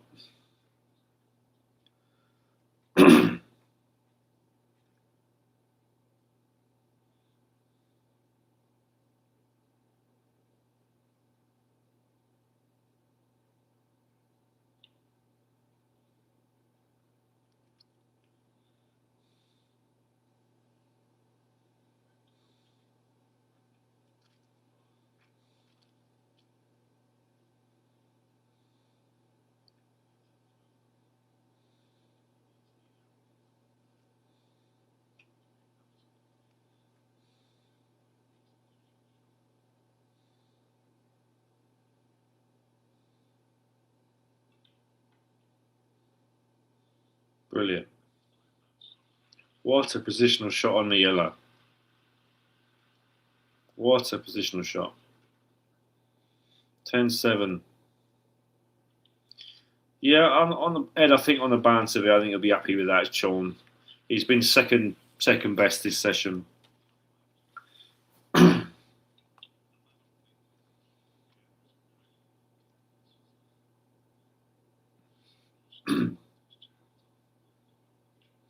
What's this obsession with this cam, this ref cam? I don't like it. But yeah, great session from Baize. And we goes into tomorrow's afternoon session 10-7 ahead. Still game on though.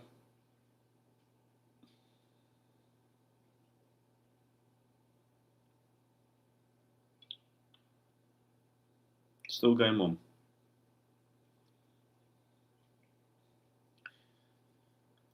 But yeah, thank you guys for joining me on this watch along. Hope you've had a good time. Good session of snooker. I will make sure that we do this more often, and I won't be doing a watch along tomorrow because I'm busy watching the final and doing some other stuff for YouTube. But as the new season comes around the corner, I will make sure to be doing some more watch alongs and doing some more live stuff. But I enjoyed this evening. Thanks, guys. Take care, and I'll see you in my next video, which will be on Tuesday. Cheers.